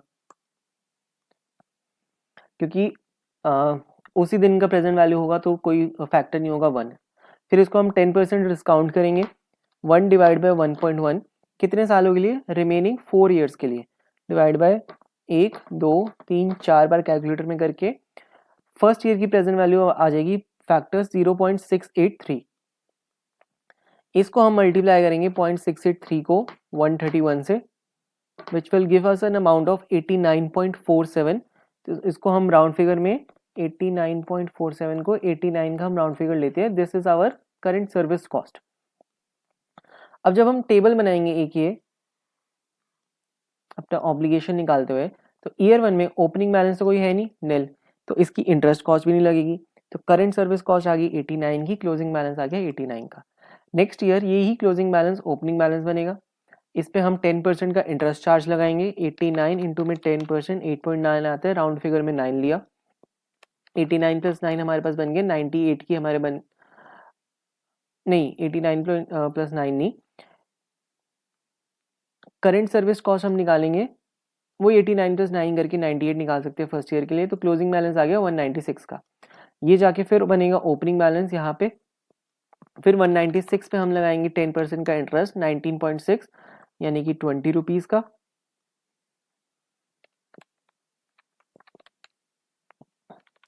और करंट सर्विस कॉस्ट में हम ये 98 है, इसमें 10% ऐड करेंगे, 98 इंटू में 10% ये आ जाएगा 107.8, 108 की आ गई current service cost. Next year क्या होगा, 196 प्लस 20 प्लस 108 का हमारे पास आ गया क्लोजिंग बैलेंस 324 का, 324 बनेगा यहाँ पे ईयर 4 का ओपनिंग बैलेंस, इस पे 324 पे हम निकालेंगे इंटरेस्ट अपना 10% की इंटरेस्ट कॉस्ट, 32 रुपये की इंटरेस्ट कॉस्ट आएगी। करंट सर्विस कॉस्ट हम निकालेंगे 108 जो पहले था, इस पे हम 10% इंक्रीज करेंगे, 108 प्लस 10% 119, और ये आ जाएगा 119 प्लस 32 प्लस 324 475, और ऐसे ही सिमिलर लाइन से फिफ्थ ईयर का भी कर देंगे। सॉल्यूशन चेक करते हैं इसका, देखो ईयर 1 में ओपनिंग बैलेंस है नहीं, इंटरेस्ट कॉस्ट है नहीं, करंट सर्विस कॉस्ट हमने कैलकुलेट करी 89 की, और ये हमारा आ गया क्लोजिंग बैलेंस। ये क्लोजिंग बैलेंस जाके यहाँ पे ओपनिंग बैलेंस बना, इस ओपनिंग बैलेंस में हमने 10% इंटरेस्ट चार्ज करा, ठीक है, और करंट सर्विस कॉस्ट कैसे निकाली है, 89 पे 10% यहाँ पे चार्ज करा है, तो 98। फर्स्ट ईयर में तो ये सेकेंड ईयर में सेम आएगा, बट कमिंग ईयर्स में हम सेम फॉर्मेट नहीं यूज कर सकते, हमें इसी तरह से करना है, 98 पे यहाँ पे 10%, फिर इधर 10%, इधर 10%, कैलकुलेटर भी करके देखते हैं। 196 आया, ये हमारा ओपनिंग बना, 196 पे फिर 10% का इंटरेस्ट कॉस्ट लगाई हमने पूरे साल की। करंट सर्विस कॉस्ट निकालते हुए अब यहाँ पे तो हम 89 प्लस 9 करके 98 आ गया, यहाँ पे 196 प्लस 20 करके 216 आता है, बट ये हमारी करंट सर्विस कॉस्ट नहीं है। करंट सर्विस कॉस्ट 98 पे 10% प्लस करेंगे, 98 प्लस 10% 107.8, 108 आ गया। इसी तरीके से 108 पे प्लस 10% 119 प्लस 10% 131, इस तरीके से हमने यहाँ पे कैलकुलेट करा है। वर्किंग नोट भी देख लेते हैं आईसीए का किस तरीके से है। इन्होंने करंट सर्विस कॉस्ट निकाली है किस तरीके से, ईयर 1 2 3 4 5, फिफ्थ ईयर में 131 की हमारी 1% सैलरी है, तो फैक्टर इसका 1 है, फिर 1.1 यहाँ पे फर्स्ट ईयर का फैक्टर, सेकेंड ईयर का, थर्ड का, फोर्थ का, फिर इसको यहाँ पे हमने यहाँ पे सॉल्व करके 89 98 108 119 131 जो हमने यहाँ पे करंट सर्विस कॉस्ट यूज करी है वो निकाल ली। 89 98 108 119 131 नॉर्मली हम सिर्फ फर्स्ट ईयर की निकाल के यहाँ पे 10% से इंक्रीज कर सकते हैं, सेम ही चीज है। तो सिंपल क्वेश्चन है, बस थोड़ी सी प्रेजेंटेशन का ध्यान रखना है। This was our illustration number 15। अब आते हैं इलस्ट्रेशन 16, कुछ ज्यादा इंपॉर्टेंट नहीं है। क्या कहते हैं, a plan pays a benefit of dates for each year of service, the benefit vest after 10 years of service, compute the benefit to be attributed each year. कह रहे 150 रुपये ईच ईयर सर्विस किया है और 10 साल बाद होंगे, तो 10 साल तक ईच ईयर 150 रुपये का ही तो बेनिफिट है। तो benefit of 150 is attributed each year. In each of the first 10 years, current service cost and the present value of the obligation reflect the probability that the employee may not complete 10 years of service. This is because the benefit vests at a future date, that is after 10 years of service. मतलब कुछ काम का नहीं है question. Illustration 17 क्या कहते हैं, a plan pays the benefit of dates for each year of service excluding the service before the age of 25. Benefit vest immediately, compute the benefit attributed to each year. तो 25 साल से as से पहले तो कोई बेनिफिट नहीं है, तो कुछ एक्रू भी नहीं होगा, तो no benefit attributed to the service before the age of 25।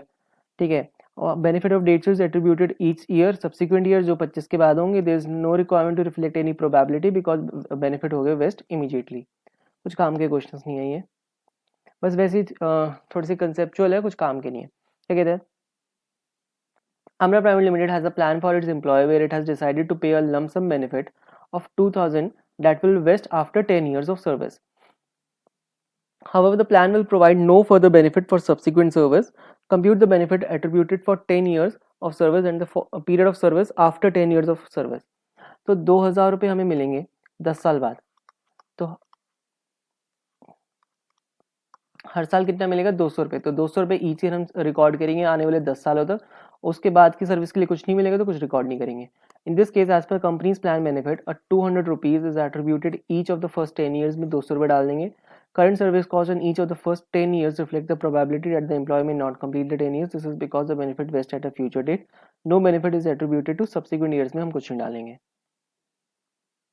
बस वन टाइम रीड क्वेश्चन है और कुछ नहीं। क्या कहते हैं, company has a plan for employees where employees are entitled to a benefit of 5% of final salary for each year of service before the age of 55.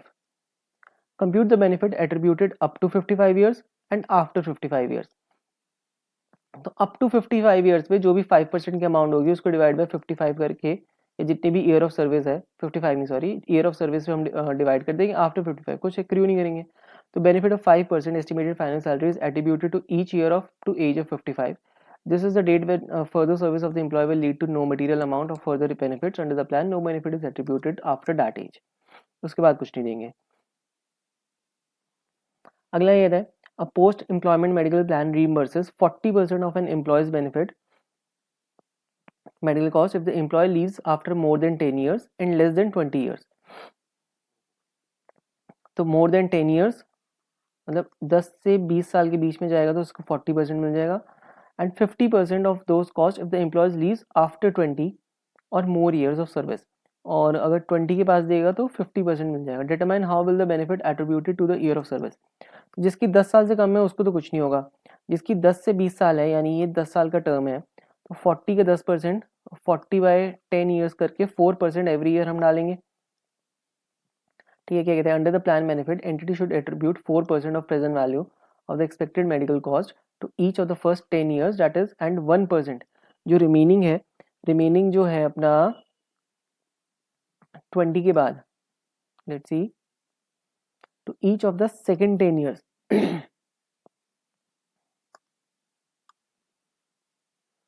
तो 1% डालेंगे आने रिमेनिंग 10 years में।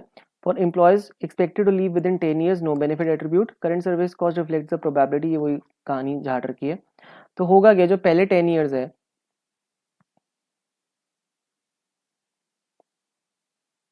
उसके लिए 4%, उसके बाद 1%। नेक्स्ट क्या कहता है, a post employment medical plan reimburses 10% of an employee's post employment medical cost if the employee leaves after more than 10 years and less than 20 years, and 50% if the employee leaves after 20 year or more year of service। अब देखो, जो 20 साल है उसके बाद जाएगा उसको 50% मिलेगा, तो 50 डिवाइड बाई 20 यानी कि 2.5% एवरी ईयर हम इसको रिकॉर्ड करेंगे, क्योंकि ये ज़्यादा मटीरियली हाई है। बट जो रिमेनिंग है, जो है कि 10 ईयर्स के बाद, मतलब अगर 10 ईयर्स के बाद जाएंगे, 10 या 20 ईयर्स के बीच में कहीं जाएंगे, उसको हम क्या करेंगे, 10% फॉर एवरी 10 ईयर्स, क्योंकि 10 साल होते ही 10% मिल जाएगा इसे, चाहे वो 11th ईयर में जाए 12th में। और जो 10 से नीचे जाएंगे उनको कुछ नहीं मिलेगा, तो कुछ रिकॉर्ड नहीं करेंगे। क्या कहता है, service in later years will lead to materially higher level of benefits than in earlier years, so for employees expected to leave after 20 years or more the entity should attribute benefit on straight line basis. और 20 साल के बाद no material amount of further benefits, कुछ नहीं मिलेगा। So the benefit attribute to each of the first 20 years would be 2.5%, और present value of expected medical cost कर लेंगे। For employees expected to leave between 10 to 20 years, उसके लिए 1% निकालेंगे 10/10, और for those living within 10 years no benefit attributed.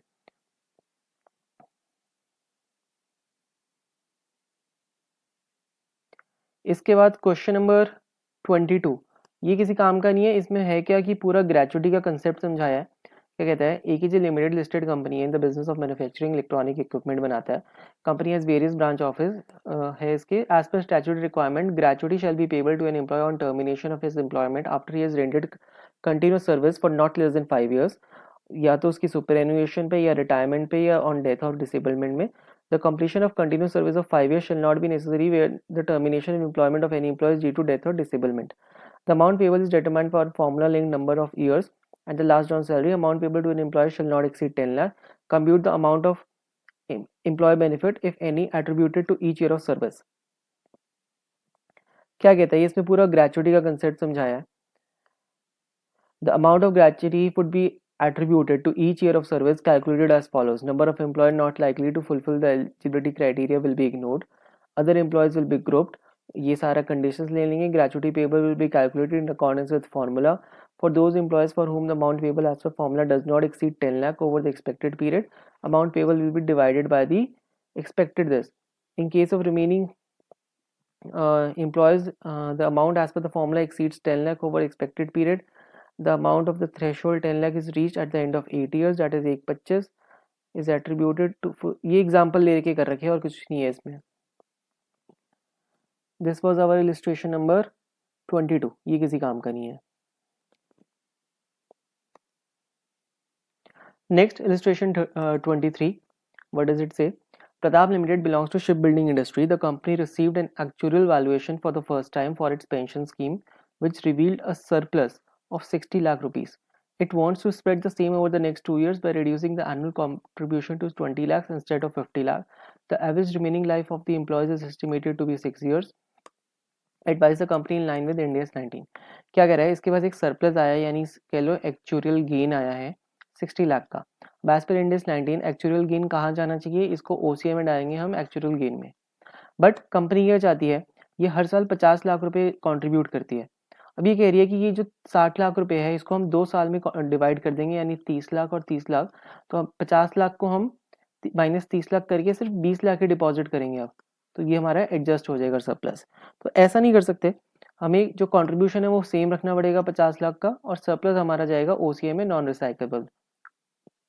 तो ये क्या कहता है, as per Ind AS 19, actuarial gains and losses should be recognized as a remeasurement of net defined liability asset in OCI. और in the given case, amount of surplus from pension of 60 lakh is an actuarial gain and should be recognized as a remeasurement in OCI and should not be adjusted from the amount of annual contribution in future years. तो future years में जितना हम कर रहे हैं उसी में से adjust नहीं कर सकते। और इसका एक डिस्क्लोजर भी देना पड़ेगा। क्या कहता है ये, as per Ind AS 8, change in relating to account actuarial valuation for the pension scheme requires disclosure. Disclosure required by Ind AS 19 should also be made in the financial statement. मतलब कुछ है नहीं खास, बस इतना ध्यान रखना है कि अगर कोई सरप्लस आता है वो हमारा OCI में जाएगा, अपनी कॉन्ट्रीब्यूशन से एडजस्ट नहीं कर सकते। Illustration number 24, a very important question. It is a full fledge question of post employment benefits का एक पूरा फुल फ्लेज क्वेश्चन है। Let's see. RK Private Limited is an old company established in 1900. Company started with a very small capital base and today is one of the leading companies. The company has an annual turnover of 11,000 crore and planning to get listed in the next year. ये data हमारे लिए किसी काम का नहीं है. Now the company has a large employee base. The company provided a defined benefit plan. Defined benefit plan है यानी कि ये कंट्रीब्यूशन भी करेगा और इसकी पेमेंट की ऑब्लिगेशन भी किसकी है, कंपनी की है, to its employees. Following is the information relating to the balances of the funds assets and liabilities as on 1 April and 31 March 2002. मतलब ये ईयर एंड के ओपनिंग के बैलेंसेज है और ये क्लोजिंग बैलेंसेज हमें दे रखे हैं. Present value of benefit obligation 1 अप्रैल को हमारे पास 1400 की है और 31 मार्च को 1580 की है. ये है अपनी लाइबिलिटी डिफाइंड बेनिफिट प्लान की. और जो fair value of plan assets है वो भी हमें दे रखे हैं, opening balance and closing balances दे रखे हैं. Okay, now for the financial year ended 31 March 2002 service cost है अपनी 55 यानी कि this is our current service cost. The company made a contribution of an amount of 111 lakh to the plan assets पे हमने 111 lakh contribute करे हैं. No benefits were paid during the year, कोई benefits हमने पे नहीं करे. Consider a discount rate of 8%. करना क्या, क्वेश्चन क्या कहता है, you are required to compute the balances on the company to be included in the balance sheet. Balance sheet में क्या बैलेंसेस आएंगे as on 31st of March 2002 and the amounts to be recognized in P&L and OCI for the year ended 31 March 2002. यानी हमें balance sheet और P&L and OCI की details देनी, क्या amounts आएगी, और provide necessary journal entries in the respect of amounts to be recognise. Journal entry उसकी pass करके दिखाओ. ओके, बैलेंस शीट में हमें पता है कि हम जो भी हमारी डिफाइंड लाइबिलिटी है और प्लान एसेट्स है इसको नेट करके शो करते हैं. अगर ये नेट लाइबिलिटी है तो नॉन करेंट लाइबिलिटीज में आ जाएगा और अगर नेट एसेट है तो नॉन करेंट एसेट्स में शो कर देंगे. तो क्लोजिंग बैलेंस 31 मार्च 2002 को हमारे पास लाइबिलिटी है 1580 की, प्लान एसेट्स की फेयर वैल्यू है 1275. तो 1580 डिवाइडेड बाई माइनस 1275, 305 का हमारे पास आ जाएगा अपना net defined benefit liability. Net defined liability आ गई कितनी, 305 की. तो इसको तो हम बैलेंस शीट में शो कर देंगे. बैलेंस शीट में लाइबिलिटीज के अंडर नॉन करेंट लाइबिलिटीज में हम इसको शो करेंगे. तो एक्सट्रैक्ट ऑफ बैलेंस शीट में क्या आ जाएगा, क्लोजिंग नेट डिफाइंड लाइबिलिटी आ जाएगी 1580 माइनस 1275, 305 की. ठीक है, अब आते हैं P&L. P&L के लिए हमें एक स्टेटमेंट्स बनानी पड़ेगी क्योंकि हमें बैलेंसेस चाहिए. हम यहाँ पे बनाते हैं सबसे पहले अपनी डिफाइंड बेनिफिट प्लान की जो स्टेटमेंट है. ओपनिंग हमें दे रखे हैं 1400, यहाँ पे मैंने रफ में कर रखा है. ओपनिंग हमारे पास 1400 है. इस 1400 में इंटरेस्ट कॉस्ट लगेगा एट द रेट ऑफ 8%. तो 1400 इंटू में 8%, 112 का इंटरेस्ट कॉस्ट आ गई. करंट सर्विस कॉस्ट हमें दे रखी है 55 की, ये भी इसमें ऐड हो जाएगी, 55 की current service cost. Closing balance 1580 का हमें दे रखा है 31 मार्च को. तो बैलेंसिंग फिगर आ जाएगी हमारे पास 13. ये क्या है, अपना एक्चुअल लॉस होगा. हमने ओपनिंग डाल दिया, ओपनिंग में इंटरेस्ट कॉस्ट कैलकुलेट करा, करंट सर्विस कॉस्ट बुक करी, कोई पास सर्विस कॉस्ट होती वो भी डाल देते. क्लोजिंग बैलेंस हमें दे रखा है. तो बैलेंसिंग फिगर क्या आया यहाँ पे, पॉजिटिव साइड में आई है यानी खर्चा हुआ है, तो ये लॉस हो जाएगा जो OCI NR में जाएगा. ठीक है, अब हम बनाएंगे अपने प्लान एसेट्स की भी एक स्टेटमेंट बनाएंगे. इसमें हमें ओपनिंग बैलेंस दे रखा है 1140 का. ओके, ओपनिंग बैलेंस हमें दे रखा है. ओपनिंग बैलेंस में जो प्लान एसेट्स है इसमें इंटरेस्ट इनकम होगी हमें कितनी, 1140 इंटू में 8% की इनकम, 91.2 की इनकम है. कंट्रीब्यूशन 111 लाख हमने इसमें और डाले हैं, ये हमने कंट्रीब्यूशन करा है. तो और कुछ इसमें डिटेल्स नहीं दे रखी है. हमारे पास क्लोजिंग बैलेंस आ जाएगा, ये हमने करा 1140 प्लस 91.2 प्लस 111, 1342.2 का ये हमारे पास आ गया closing balance. But closing balance हमें दे रखे हैं 1275. तो इधर एसेट सीलिंग लग जाएगी, विच एवर इज लोअर, लेके हमने 1275 लिया होगा. तो होगा क्या, 1275 माइनस 1342, 67.2, ये आ जाएगा हमारा डिफरेंस जो कि OCI NR में जाएगा, एक्चुअल लॉस. तो OCI में भी क्या दो फिगर्स गई, एक तो 67.2, एक ये 13 का अपना एक्चुअल लॉस गया. टोटल हो जाएगा ये 80.2 जो OCI में शो होगा. तो जब हम P&L बनाएंगे इसमें अदर कॉम्प्रिहेंसिव में हम दिखा देंगे 80.2. P&L में क्या दिखाते हैं हम, P&L में दिखाते हैं हम करंट सर्विस कॉस्ट और इंटरेस्ट कॉस्ट. ठीक है, करंट सर्विस कॉस्ट हमें दे रखी है कितनी, 55 की हमें दे रखी है. इंटरेस्ट कॉस्ट क्या होगी, इंटरेस्ट कॉस्ट भी हम नेट करके दिखाते हैं, यानी कि लाइबिलिटी में हमें इंटरेस्ट कॉस्ट इंकर हुई है और एसेट में हमें इंटरेस्ट इनकम हुई है. ओके, तो कितनी हमें इंटरेस्ट कॉस्ट हुई है, 112 का हमारा खर्चा हुआ है, उसमें से 91.2 हमने अर्न करे हैं, यानी 20.8 की हमारी इनकम हुई है। तो सॉरी 20.8 का टोटल नेट एक्सपेंस हुआ है। तो इसको जब हम ऐड करेंगे 55 प्लस 20.8 75.8 हमारा आ जाएगा पीएनएल में और 80.2 जाएगा ओसीआई में। ओके, इसको हम वेरीफाई कर लेते हैं आईसी के सॉल्यूशन से। आईसी ने राउंड ऑफ करा, उन्होंने 70.8 को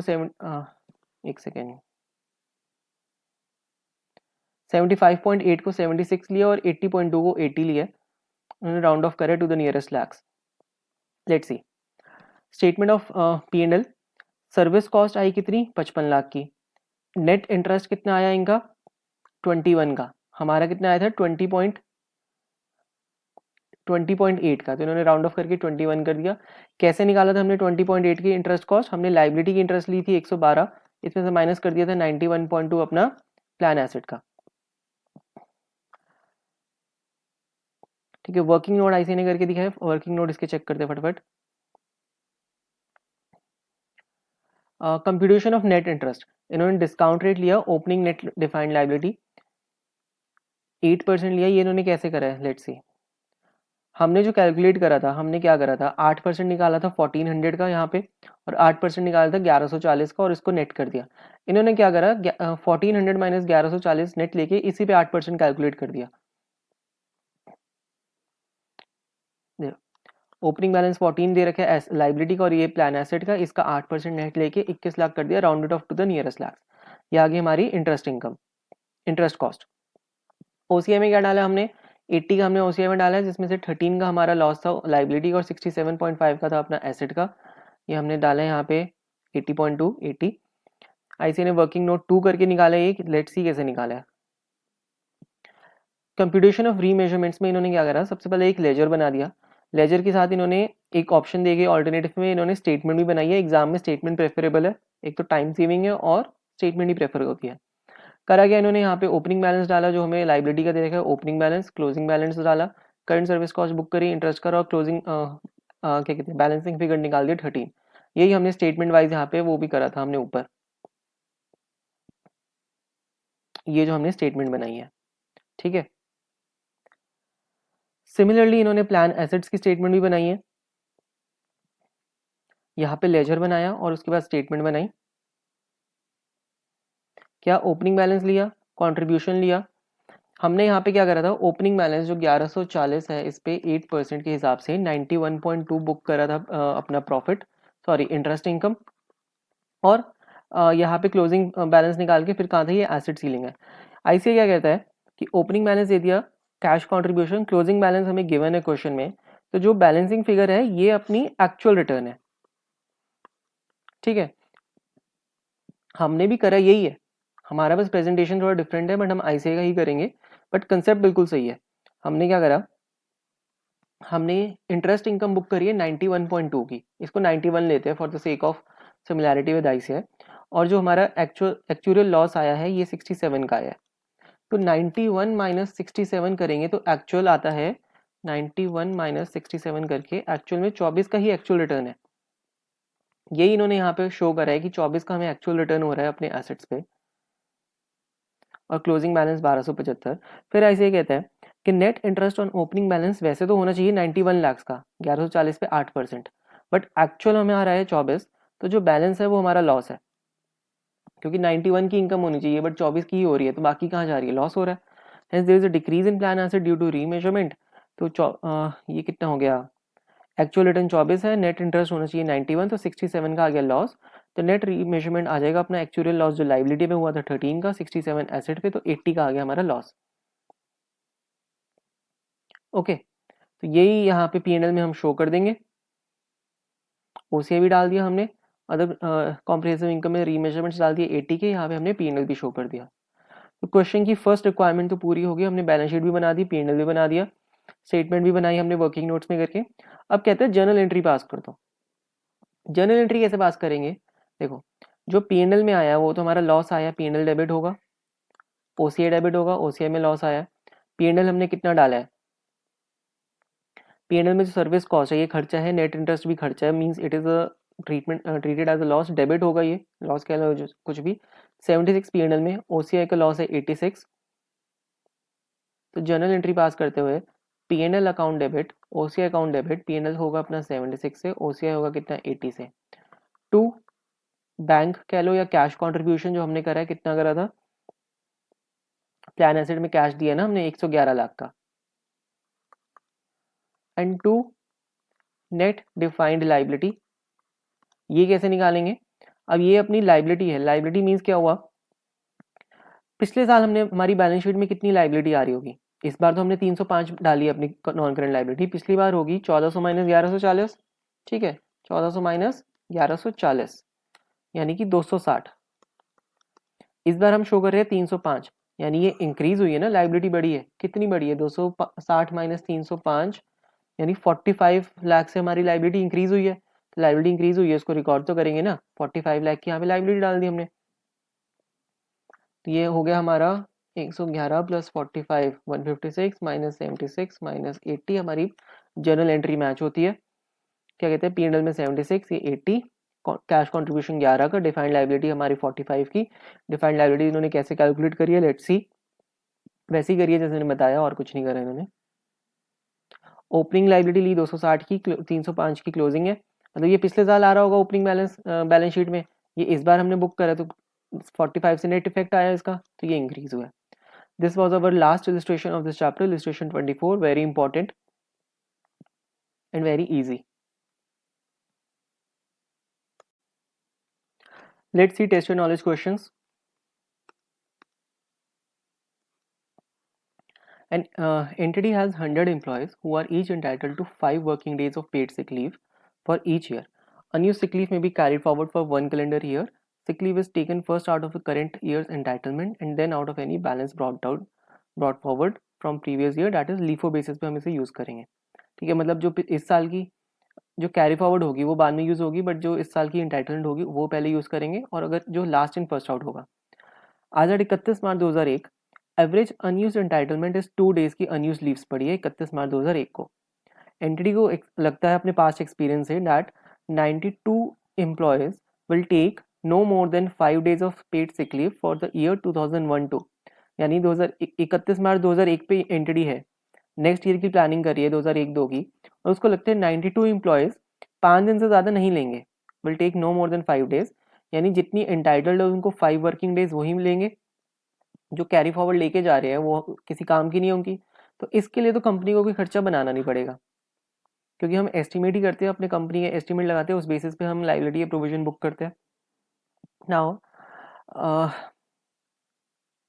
एंड द रिमेनिंग 8 एम्प्लॉयज, 100 में से 92 तो नहीं लेंगे, बट जो 8 है ये एक्स्ट्रा छुट्टी लेंगे, कितनी लेंगे, will take an average of 6.5 days, यानी 5 लीव्स तो कंपनी को मिलेगी 2001-2 में, तो इनको मिलेगी 5 लीव्स मिलेगी, और 2 लीव्स ये एक्स्ट्रा एक्यूमुलेट करके चल रहे हैं अपने पिछले साल की। 2 डेज अपनी जो अनयूज्ड है ये भी कैरी फॉरवर्ड करेंगे। अब ये कह रहे हैं कि इसमें से ये 6.5 लीव्स यूज करेंगे।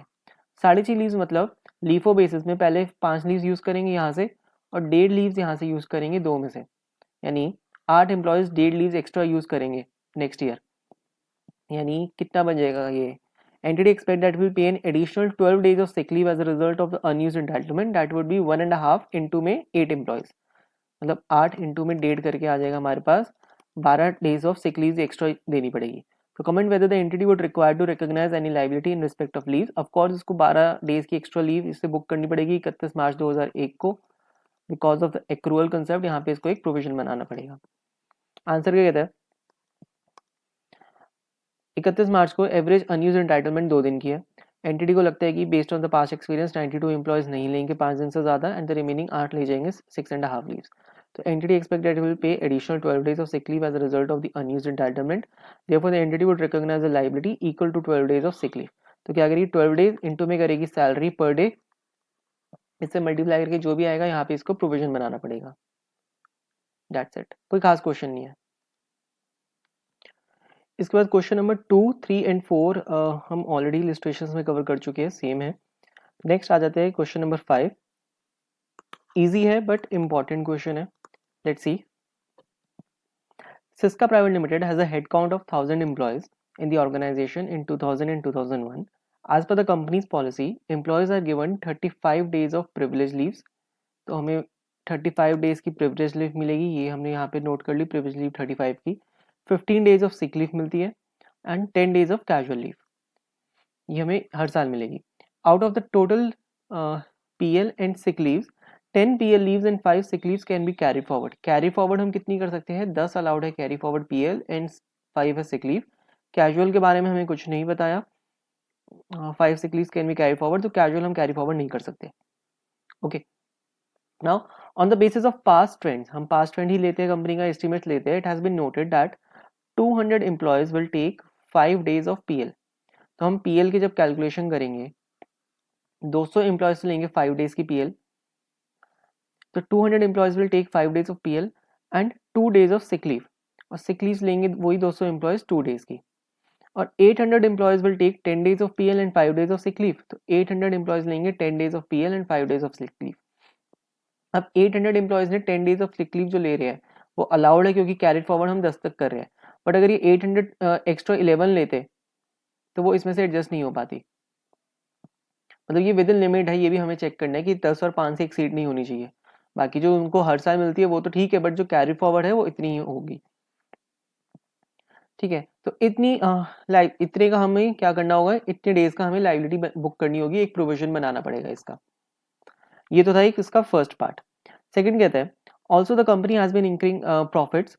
It has decided to distribute the profit at the rate of 4% during the year. However, due to employee turnover in the organization, expected around 3.5% आ गया. प्रॉफिट कितना अर्न करे? 2000 करोड़ का. तो इसका बोनस हमें रिकॉर्ड करना पड़ेगा. 2000 करोड़ का 3.5%, 70 करोड़ का ये एक्सपेक्ट करते हैं पे करने का. तो इसकी हम यहाँ पे एक एक्सपेंस बुक कर देंगे, लाइबिलिटी एंड एक्सपेंस बुक करेंगे 70 करोड़ का. थर्ड क्या कहते हैं, Cisca Private Limited has a post-employment benefit plan also available, which is in the nature of defined contribution plan, where contribution to the fund amounts to 100 crores, which will be fall due within 12 months from the end of accounting period. यानी ये current ही होगा, accounting period में 12 months के अंदर आ जाएगा. मतलब इसका हमें present value नहीं करनी होगी. Now the company has paid 20 crores to its employees in 2000 and 2001. तो हुआ क्या, जो एम्प्लॉय बेनिफिट था वो था 100 करोड़ का, बैंक से 20 करोड़ पे कर चुके हैं. तो एम्प्लॉय बेनिफिट पेबल यानी जो आउटस्टैंडिंग है वो 80 का भी आउटस्टैंडिंग है. State what would be the treatment of the short term compensating absence. Short term compensated absence हमने यहाँ पे देखी, जो लीज वाला इसकी हमें लाइबिलिटी बुक करनी होगी. प्रॉफिट शेयरिंग प्लान, इसकी भी हम एक लाइबिलिटी और एक्सपेंस बुक करेंगे. And the defined contribution plan in the books of Syska limited, इसमें हम 80 का हम अपना एक्रू यहाँ पे पेबल बुक करेंगे 80 की. Also state what would be the treatment if the contribution paid from defined contribution plan exceeds the contribution due. Further determine what would be the accounting if the payment of the defined contribution plan does not fall within 12 months from the end of accounting period. तो अगर within 12 months नहीं आएगा तो हम इसको present value लेनी पड़ेगी. Let's see इसका आंसर देखते हैं इसी का. फर्स्ट का क्या कहता है, Syska limited will recognise the liability in its books to the extent of 5 days of paid leave for 200 employees and 10 days of paid leave for 800 employees. यही हमने यहाँ पे करा था. 200 एम्प्लॉयज के लिए 5, 800 के लिए 10 दिन की. एंड एक second, 10 days of paid leave for remaining 800 employees and 2 days of sick leave for 200 and 5 days for 800. Sick leave के लिए कहा था 2 days for 200 and 5 days for 800. यहाँ पे हम इसको करेंगे liability as an unused entitlement that has accumulated in the year as a short term compensated absence. Second कहता है will recognize 70 crore as a liability and expense in the books. Third कहता है when the employee has rendered service to an entity during a period, the entity shall recognize the contribution payable to defined contribution plan in exchange for that service. And under Ind AS 19, amount of 80 crore will be recognized as a liability. Accrued expense है जो 80 crore 100 minus 20 after deducting contribution already paid of 20 crores and an expense in the statement of P&L. However, the contribution already paid would have exceeded the contribution due. जो हमने पे करा है वो due कर जाता, तो हम एक इसे प्रीपेड एक्सपेंस बना के यहाँ पे excess of an asset prepaid expense बना देते कि हमने एक्सपेंस पहले ही पे कर दिया. बाई चांस लेट से हमने 120 पे कर दिया बट टोटल हमारा ड्यू सिर्फ 100 था, तो यहाँ पे इसको हम प्रीपेड बना देंगे. Since the contributions are payable within 12 months from the end of the year in which the employees render related, they will not be discounted. इसका present value नहीं करेंगे. However, if it is do not fall within 12 months after the end of period in which the employees render the rated service, they shall be discounted using the discount rate. इसका present value हम यहाँ पे करेंगे simple. This was our question 5, a nice important question. Question number 6. OPQL Mint is a listed company having its corporate office at Nagpur. Company has a branch office at Chennai. ये सब details दे रखी है, किसी काम की नहीं. Company operates a pension plan that provides 2.5% of the final salary for each year of service. The benefit become vested after 7 years of service. Okay. On 1st of April 2008, company increase the pension to 3%. मतलब 2.5% पहले pension देती थी, अब उसको 3% कर दिया of the final salary for each year of service starting from 1 April 2001. जो changes है वो 2001 से ही स्टार्ट होंगे. 2001 से मतलब पिछले 7 सालों से ही स्टार्ट कर रही है. मतलब इसको ये रेट्रोस्पेक्टिव इफेक्ट देंगे. तो ये जो डिफरेंस है इसको हम पास सर्विस कॉस्ट की तरह डील करते हैं और इसको हम रिकॉर्ड करते हैं. नो मैटर वेदर हमारा जो बेनिफिट है वो वेस्ट हुआ है या नॉन वेस्टेड है, दोनों को हम पास सर्विस कॉस्ट में रिकॉर्ड करेंगे. Now on the date of improvement, यानी जब ये इम्प्रूवमेंट हुई है 1 अप्रैल 2008 को, the present value of the additional benefits for service from 1 April 2001 to 1 April 2008 was as follows. क्या कह रहे हैं, जो इम्प्रूवमेंट हुई है यानी कि जो 0.5% एक्स्ट्रा आया इम्प्रूवमेंट, उसकी प्रेजेंट वैल्यू जो एडिशनल बेनिफिट्स है उसकी प्रेजेंट वैल्यू क्या है पिछले 7 सालों के लिए, 2001 से 8 के लिए. जो एम्प्लॉयज है with more than 7 years of service, यानी जिसका लिए ऑप्शन ये जो हमारा बेनिफिट्स वेस्ट हो चुके हैं वो है 2,75,000. Employees with less than 7 years of service जिनके लिए नॉन वेस्टेड है वो है 2,21,000. Provide the accounting treatment for this. तो इसका जो टोटल है 2,21,000 प्लस 2,75,000 जो भी अमाउंट आएगी इसको हम P&L में चार्ज कर देंगे as a past service cost. Past service cost क्या होती है, present value of the improve benefits. ठीक है, तो इसको हम P&L में डाल देंगे. No without any difference shedding कि ये वेस्ट हुए कि नहीं हुए, कोई फर्क नहीं पड़ता. नो क्या कहते हैं, आंसर चेक करते हैं. OPU increase the pension to 3% from the year starting 1st April to 1 April 2008. Company would recognize a total of 4,96,000. ये दोनों सम करके immediately. As for the purpose of recognition, it does not make any difference as to whether the benefits are already vested or not. It is as a past service cost.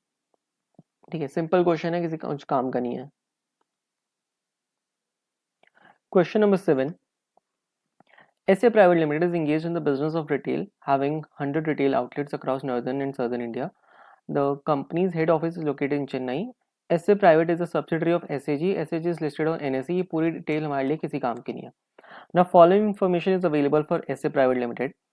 एक हमें plan assets के बारे में details दी हुई है और defined benefit obligation के बारे में. Let's see. On 1st of April fair value of plan asset was 10,000. तो ओपनिंग बैलेंस यहाँ पे हम प्लान एसेट का एक टेबल बनाते हैं, स्टेटमेंट बनाते हैं, और यहाँ पे हम बनाते हैं अपने DBO की डिफाइंड बेनिफिट ऑब्लिगेशन की एक स्टेटमेंट बनाते हैं. ओपनिंग बैलेंस हमें दे रखी है 10,000. ठीक है. कंट्रीब्यूशन टू द प्लान हमने 3,000 कंट्रीब्यूट करे हैं, ऐड कर देंगे इसमें. अमाउंट पेड हमने करा है 300 का, 300 की अमाउंट पेड करी है तो ये पे कर दिया हमने. Then fair value of plan asset closing हमें दे रखी है 14,700. ठीक है.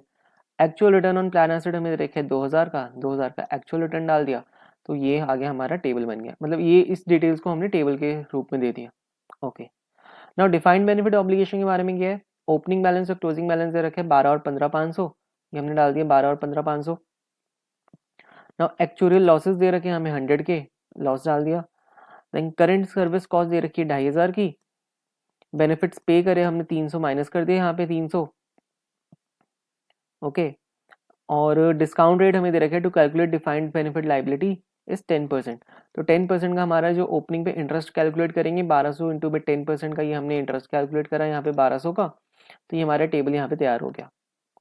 डन. क्वेश्चन क्या कहता है, suggest if there is any amount based on the above mentioned information that would be taken to the OCI. Okay, OCI की अमाउंट बताओ. Also compute the net interest on the net defined benefit liability या asset पे net interest कितना होगा. Okay.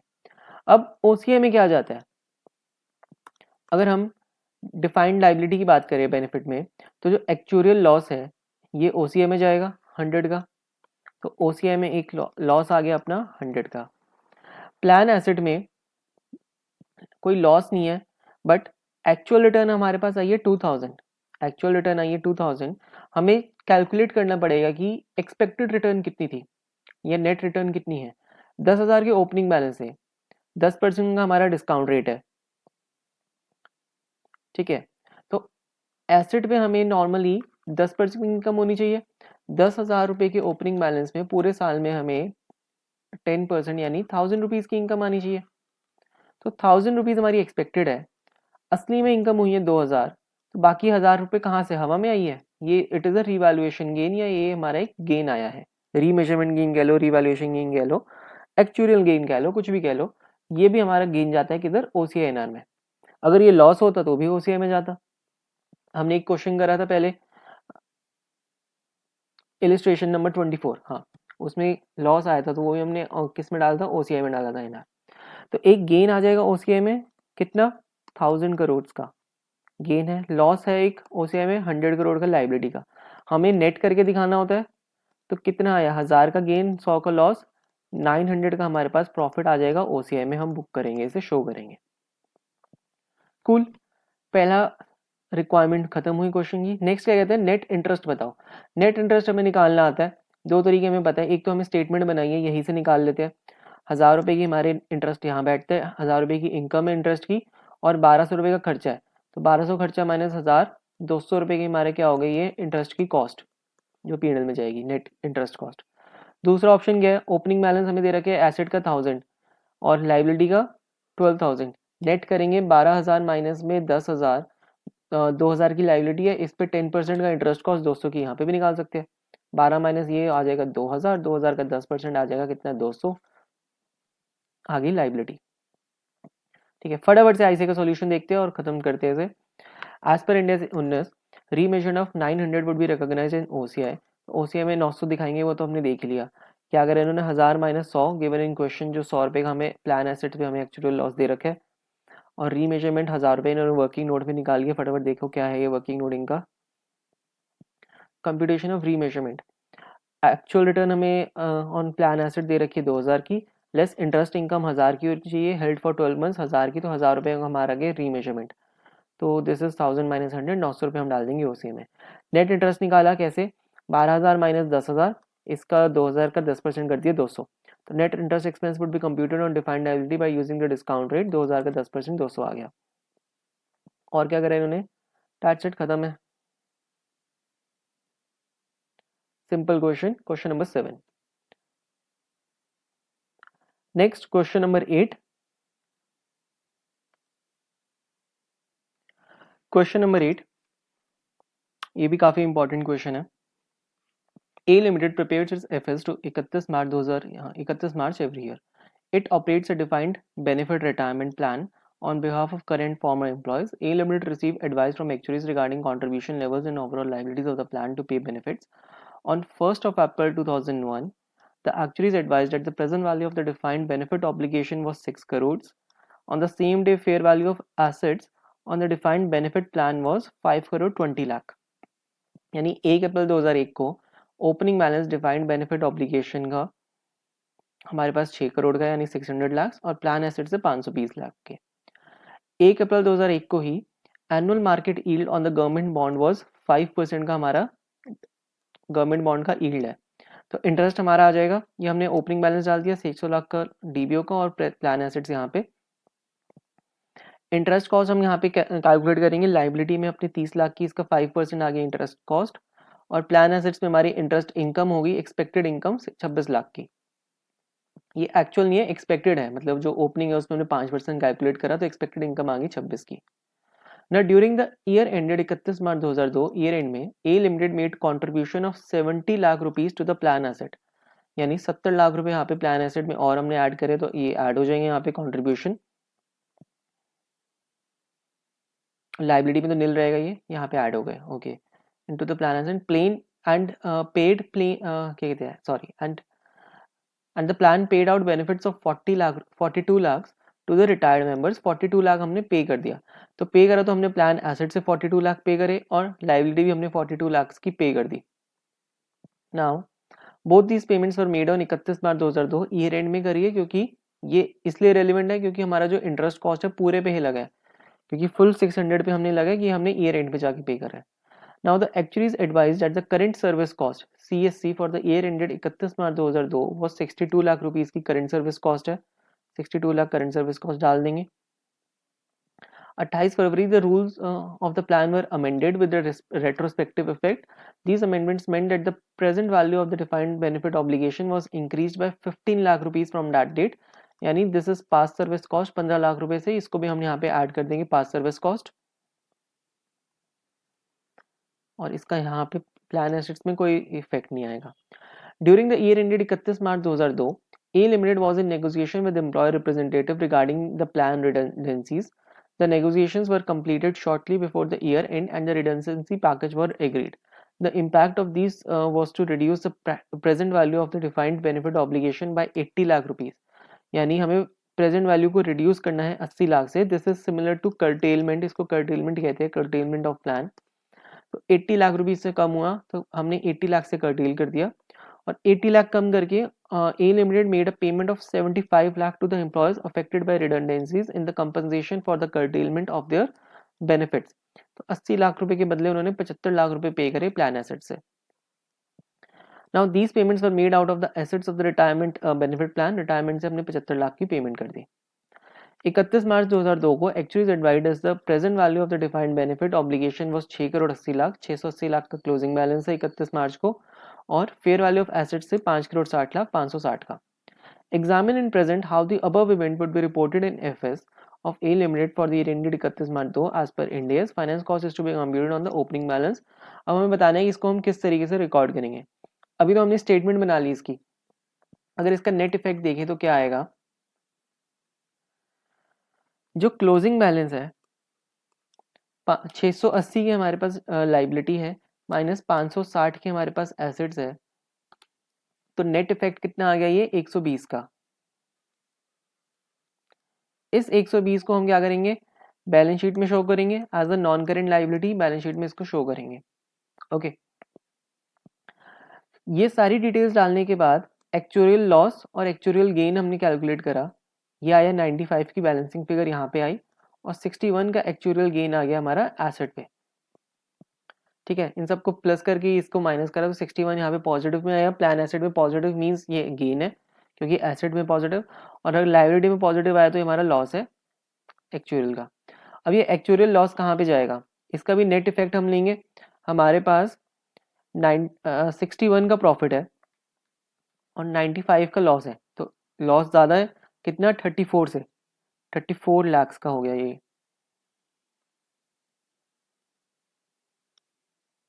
तो ये loss हमारा कहाँ पे जाएगा, ओसीआई में जाएगा, लॉस नॉन रिसाइकल एनआर में.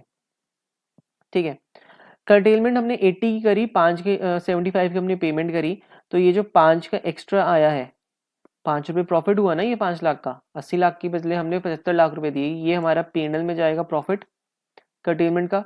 पास सर्विस कॉस्ट और करंट सर्विस कॉस्ट भी हमारी पीएनएल में एक्सपेंस बुक हो जाएगी. ओके, ये पेमेंट हमारी नेट हो गई, इसका कुछ नहीं है, बैंक से बस पेमेंट कर देंगे. कंट्रीब्यूशन हो गया, इसको हम करेंगे इंटरेस्ट. इंटरेस्ट भी हमारा नेट शो होगा कितना, इंटरेस्ट कॉस्ट आई है 30 की, इनकम हुआ 26 की एक्सपेक्टेड, तो 4 का हमारे पास हो गया इंटरेस्ट कॉस्ट, पीएनएल में जाएगी 4 की. ठीक है, इसको हम इस तरीके से भी कैलकुलेट कर सकते हैं. 600 ओपनिंग और 520 के ओपनिंग है, 600 माइनस 520, 80 का हमारा ओपनिंग नेट है, इस पे हम 5% का अपना इंटरेस्ट लेंगे, यानी कि 4 की आ गई. ठीक है, और कुछ नहीं है, खत्म होता है क्वेश्चन. फटाफट देखते हैं आईसी का सोल्यूशन किस तरीके से करा है इन्होंने. सबसे पहले ये फिगर्स दे रहे हैं हमें in thousands. Let's see. On 31 March, A Limited will report a net pension liability in the statement of FS. The amount of liability will be 12,068 minus 56.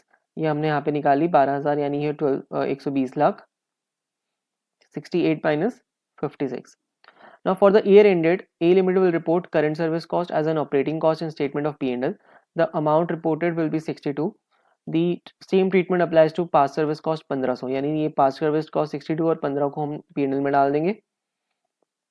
Finance cost आएगी अपनी कितने की, 4 की फाइनेंस कॉस्ट आएगी 400 की. कैसे निकाली, 60 माइनस ओपनिंग बैलेंस, जो 60 और 52 हमें यहाँ पे दे रखे हैं, 60 एंड 52 ओपनिंग, इसका 4 अपना पीएनएल में चला जाएगा ये फाइनेंस कॉस्ट के नाम से. Redundancy programme represents a partial settlement of the curtailment of the defined benefit. The gain on settlement of 5 lakh 8,000 minus 7.5 will be reported in statement of PNL. ये अपना पीएनएल में चला गया. Okay. Now, other movements in the net pension liability will be reported as remeasurement gain or losses in OCI. For the year ended 31 March, the remeasurement loss will be 3400. तो ये हमने निकाल लिया, 3400 का लॉस आ गया हमारा यहाँ पे. ठीक है, तो क्वेश्चन खत्म. हमने टेबल बना के हम बस लिख देने की कुछ चीज़ को हमने कहाँ पे करा. यहाँ पे इन्होंने रीमेजरमेंट गेन लॉस नेट पे निकाला है. कैसे? Liability at the start of the year 60,000 minus 52,000. ये 60 माइनस 52 इन्होंने लिया 8,000. करंट सर्विस कॉस्ट डाल दी, पास सर्विस कॉस्ट डाल दी, नेट फाइनेंस कॉस्ट 4 की डाली, गेन ऑन सेटलमेंट जो कर्टेलमेंट में आया था, कॉन्ट्रीब्यूशन टू द प्लान 7,000 की हमने कॉन्ट्रीब्यूशन करे. रीमेजरमेंट लॉस आ गया अपना 3400 का, बैलेंस की फिगर आ गई, क्लोजिंग बैलेंस. मतलब इन्होंने यही जो इन्होंने नेट ले लिया बस 600 माइनस दिस, इसको हमने ले लिया नेट 8 का. ठीक है, ये भी डाल दिया 8 का, यहाँ पे डाल दिया. फिर करंट सर्विस कॉस्ट यहाँ पे नेट लेके 62 आएगी, ये 15 आएगी. 42 जीरो हुआ तो इसको हमने कुछ यहाँ पे डीबी नहीं करा. ये करने की जरूरत नहीं है, अलग से दो टेबल बनाओ, एक डीबीओ का और एक प्लान एसेट का, उसके बाद नेट करके अपना शो कर दो कि किस तरीके से हम करेंगे. ओके. एक चीज और जो हमने सोल्यूशन करा है यहाँ पे तो मैंने एक्चुअल रिटर्न यहाँ पे ऐड कर दी. दूसरा हम जो ऑप्शन करते हैं उससे भी कर सकते हैं, जैसे कि इसको यहाँ पे ना डालो और एक्चुअल रिटर्न अपना यहाँ पे इन्फ्लेट होकर आ जाएगा. 61 प्लस 26 87 का आएगा यहाँ पे रिटर्न. होगा क्या अगर हम ये 26 यहाँ पे कंसिडर ना करें? वैसे सॉल्यूशन खत्म हो चुका है, जो करे बिल्कुल ठीक. एक एक्स्ट्रा यहाँ पे मैं कर रहा हूँ. 520 होता प्लस इसमें 70 माइनस 42 माइनस 75 और माइनस करते 560, तो ये आ जाता है हमारा 61 की जगह 87 आ जाती है हमारी. वो आ जाती रिटर्न, एक्चुअल रिटर्न 87 होती. फिर हम निकालते एक्सपेक्टेड कितनी होती. एक्सपेक्टेड होती वही 520 का 5% 26 होता. तो 87 हमारे पास एक्चुअल आई है, 26 एक्सपेक्टेड होती, तो 87 माइनस 26 61 का हमारे पास एक्चुअल गेन आ जाता. वही हमने यहाँ पे निकाला एक्चुअल गेन. ये मेथड सबसे बेस्ट है, यही करना ठीक है. जो हमने इलिस्ट्रेशन नंबर 24 करा था उसमें भी ये मेथड लग सकता है. एक बार मैं दिखाता हूँ किस तरीके से. ये देखो इलिस्ट्रेशन 24 में हमें क्या दे रखा था. 1140 हमें ओपनिंग दे रखी थी. यहाँ पे 91 हम कैलकुलेट कर लेंगे. Interest cost at the rate of 8% था इसमें. 1140 का 8% 91, हाँ 111 के कॉन्ट्रीब्यूशन थे. 67 हम निकाल लेंगे अपना एक्चुअल क्या कहते हैं एक्चुअल गेन लॉस. तो 1275 यहाँ पे जो हमने ऊपर करा था ये, जस्ट अ सेकेंड.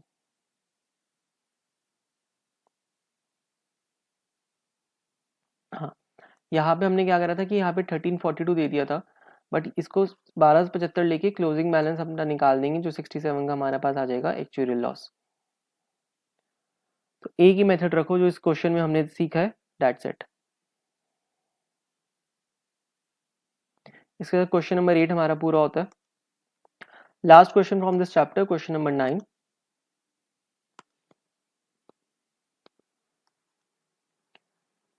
इसका सॉल्यूशन हम आईजी से डायरेक्ट करते हुए चलेंगे. इजी क्वेश्चन है, बट इजी है बट इम्पॉर्टेंट है. क्या कहते हैं, on 1st of April 2001 the fair value of assets of XYZ defined benefit plan were valued at 20,40,000 and the present value of defined benefit obligation was 21,25,000. तो opening balance हमें दे रखा है, एक सेकेंड.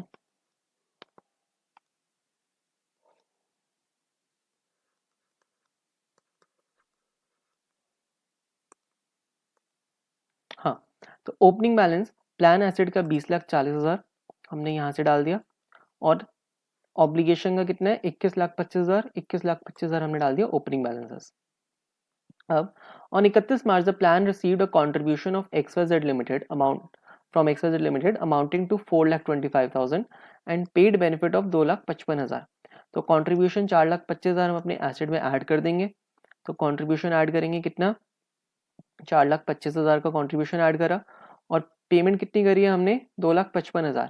तो 2,55,000 पेमेंट हम इसमें से एसेट से भी हटा देंगे और अपनी लाइबिलिटी की ऑब्लिगेशन भी हटा दी 2,55,000. इसके बाद कहता है current service cost for the financial year ended 31 मार्च 5,10,000 की करंट सर्विस कॉस्ट है.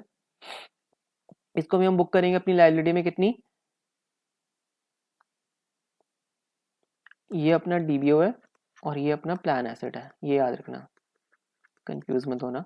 तो करंट सर्विस कॉस्ट 5,10,000 की हमने ऐड कर दी यहाँ पे. Now interest at the rate of 5% is to be applied to the plan assets and obligation. 5% का इंटरेस्ट कॉस्ट है तो और इंटरेस्ट इनकम है. इंटरेस्ट हमने यहाँ पे डाल दिया, इंटरेस्ट कॉस्ट 1,02,000 का, यहाँ पे 5% कैलकुलेट करा ओपनिंग पे. 20,40,000 का 5% 1,02,000 कैलकुलेट भी करके देख लिया मैंने. 21,25,000 का 5% 1,06,250 ये हमने डाल दी इंटरेस्ट एक्सपेंस और इंटरेस्ट इनकम. ना तो fair value of plan asset on 31 March 2002 यानी क्लोजिंग की बात कर रहे हैं. एसेट है अपने 2380 के और लाइबिलिटी है 2720 की. एसेट है 2380 के और लाइबिलिटी है 2720 की. ठीक है, अब क्या होगा, हमने सारी अमाउंट्स कंसिडर कर ली. डीबीओ में हम पहले देखेंगे जो बैलेंसिंग फिगर आया है, दिस बैलेंसिंग फिगर, ये आ गया हमारा एक्चुअल लॉस आ गया यहाँ पे. और return on plan assets gain balancing figure यहाँ पे निकाल दिया 68,000 का, यहाँ पे हमारा आ गया एक्चुअल गेन प्लान एसेट का. अब क्वेश्चन क्या कहता है देखते हैं. Provide a reconciliation from opening balance to closing balance of for plan assets and defined benefit obligation. इस ये रिकंसिलिएशन ही हमने बनाई है. Also show how much of the amount should be recognised in the statement of P&L, OC and balance sheet. P&L, OC and balance sheet में क्या आ जाएगा, balance sheet में तो एक ही अमाउंट जाती है, क्लोजिंग बैलेंस की नेट अमाउंट. तो हमारे पास लाइबिलिटी है अपनी 27,20,000 की, एसेट्स है 23,80,000 की, तो नेट लाइबिलिटी आई 3,40,000 की. नेट लाइबिलिटी डिफाइंड लाइबिलिटी आ गई कितनी, 2720 माइनस 10, 3,40,000. P&L में क्या आ जाएगा, एक करंट सर्विस कॉस्ट जाएगी और नेट इंटरेस्ट जाएगा. तो इंटरेस्ट की इनकम है 1,06,250 की और कॉस्ट है 1,02,000. 1,06,250 माइनस 1,02,000 ये आता है 4,250 और 5,10 की करंट सर्विस कॉस्ट P&L में चली जाएगी. तो लेट्स सी यहाँ पे P&L में जाएगा करंट सर्विस कॉस्ट 5,10 और 4,250 की इंटरेस्ट. अब OCA में क्या जाएगा, हमारा जो लॉस है वो 2,33 का है, गेन आया 68 का, तो इसका नेट चला जाएगा 2,33,750 का लॉस है, 68,000 का प्रॉफिट है, तो 1,65,750 OCA में जाएगा. 1,65,750 OCA में जाएगा एज अ रीमेजरमेंट लॉस. तो defined benefit remeasurement recognised in OCA loss minus gain, ये हमारा आ गया यहाँ पे 165,750. तो this was our last question. इसके साथ चैप्टर खत्म होता है. एक बार मैं देख लेता हूँ कोई एग्जाम्पल्स है इंपॉर्टेंट तो देख लेते हैं, अदरवाइज खत्म है. सिर्फ एक क्वेश्चन है काम का, एग्जाम्पल नंबर 4. क्या कहता है ये, as a result of recent acquisition an entity plans to close a factory in 10 months and at that time terminate the employment of all the remaining employees. सबको employment से terminate कर देंगी. Termination के benefits क्या है इसके, announces a plan of termination as follows. Each employee who stays in renders, एक second, या each employee who stays in renders services until the closure of the factory will receive on the termination date a cash payment of 30,000 and employees leaving before closure of the factory will receive 10,000. हुआ क्या, company के पास एक factory है और इसको ये बंद कर देगी. अब कुछ एम्प्लॉयज होंगे, ये जब भी खबर सुनाएगी, हो सकता है 10 महीने बाद अगर बंद करेगी, तो अभी 10 मंथ्स पहले ये जब खबर सुनाएगी, कुछ एम्प्लॉयज तो तभी लीव कर जाएंगे. ठीक है, उन्हें पता है कि फैक्ट्री बंद हो जाएगी, तो अभी से जॉब्स ढूंढना स्टार्ट कर देंगे. कोई हो सकता है 6 मंथ्स में लीव कर जाएगा, कोई 2 महीने के अंदर, कोई 1 महीने के अंदर, कोई 8 महीने के अंदर चला जाए. तो employees leaving before closure of factory, close होगी 10 महीने बाद, लेट से आज के दिन क्लोज होगी, इससे पहले जो भी छोड़ के जाएगा उन्हें 10,000 रुपये देगी कंपनी, एक तरीके से बेनिफिट देगी 10,000 का कंपनसेशन. और जो लास्ट तक रुकेंगे उसको 30,000 रुपये देगी. ठीक है, नाउ कंपनी के पास टोटल 120 एम्प्लॉयज है और कंपनी को लगता है at the time of announcing the plan, यानी 10 महीने पहले आज के दिन में जब प्लान करेंगे, 20 लोग तो छोड़ के भाग जाएंगे before closure. Therefore total expected cash outflow क्या रहेगा इनका, 20 लोग तो 10,000 रुपये लेके भाग जाएंगे, बट बचे कुछ 100 लोग वो 30,000 रुपये लेके जाएंगे, यानी कि एंड तक टिके रहेंगे. तो टोटल 32 लाख रुपए का इसे खर्चा बुक करना है. अब इस 32 लाख में कौन सा खर्चा टर्मिनेशन बेनिफिट है और कौन सा शॉर्ट टर्म बेनिफिट है. कहने का मतलब देखो, फैक्ट्री तो बंद हो रही है, यानी ये जो 10,000 का जो प्लान में इन्होंने अनाउंस करा है 10,000, ये तो सबको मिलेगा, पूरे 120 एम्प्लॉयज को, भले ही वो एंड तक टिके ना टिके, 10,000 तो मिलना ही मिलना. तो 10,000 इंटू में 120 एम्प्लॉयज, ये आ जाएगी अपना 10,000 इंटू में 120, 12 लाख रुपए, ये अपने टर्मिनेशन बेनिफिट्स की वजह से मिल रहे हैं. बट एक्स्ट्रा जो रुक रहे हैं ये कि 10 महीने बाद भी रुके रहेंगे, उसके लिए कितना मिल रहा है, 30 में से अगर 10 हटा दे तो 20,000 रुपये ही एक्स्ट्रा इन्हें मिल रहे हैं. वो कितने एम्प्लॉयज ले रहे हैं, 100 एम्प्लॉयज ले रहे हैं 20,000 रुपये, यानी 20,000 इंटू में 100, 20 लाख रुपए ये ले जाएंगे शॉर्ट टर्म के हिसाब से। 20 + 12 कितना हो गया, ये 32 का टोटल हो गया। तो यही यहाँ पे एग्जांपल समझाता है, क्या कहता है, टर्मिनेशन बेनिफिट्स में आएंगे। The benefit plan in exchange of termination employment is 10,000. This is the amount that an entity would have to pay for terminating the employment, regardless whether the employees stay and render services until the closure of factory. तो ये तो देंगे। Even though employees can leave before closure, termination of all employment is a result of entity's decision to close the factory. तो ये 12 लाख रुपए record करेंगे as अ termination benefit. अब now benefit provided in exchange for service, जो service के बदले में दे रहे हैं यानी कि 2 लाख रुपए, it is recognised in each month during the service period of 10 months. जो 20 लाख रुपए है हर महीने 10 महीने के हिसाब से हम देंगे इसको, with the corresponding increase in the carrying amount of liability. वो सब कह रहे हैं this is short term employee benefit है, इसलिए इसको हमें प्रेजेंट वैल्यू करने की जरूरत नहीं है। In this example discounting is not required, क्योंकि विद इन 12 मंथ्स यहाँ पे ये है शॉर्ट टर्म के लिए। बस इतना से ये एग्जाम्पल था। दैट्स इट, चैप्टर हमारा खत्म होता है। Thank you very much.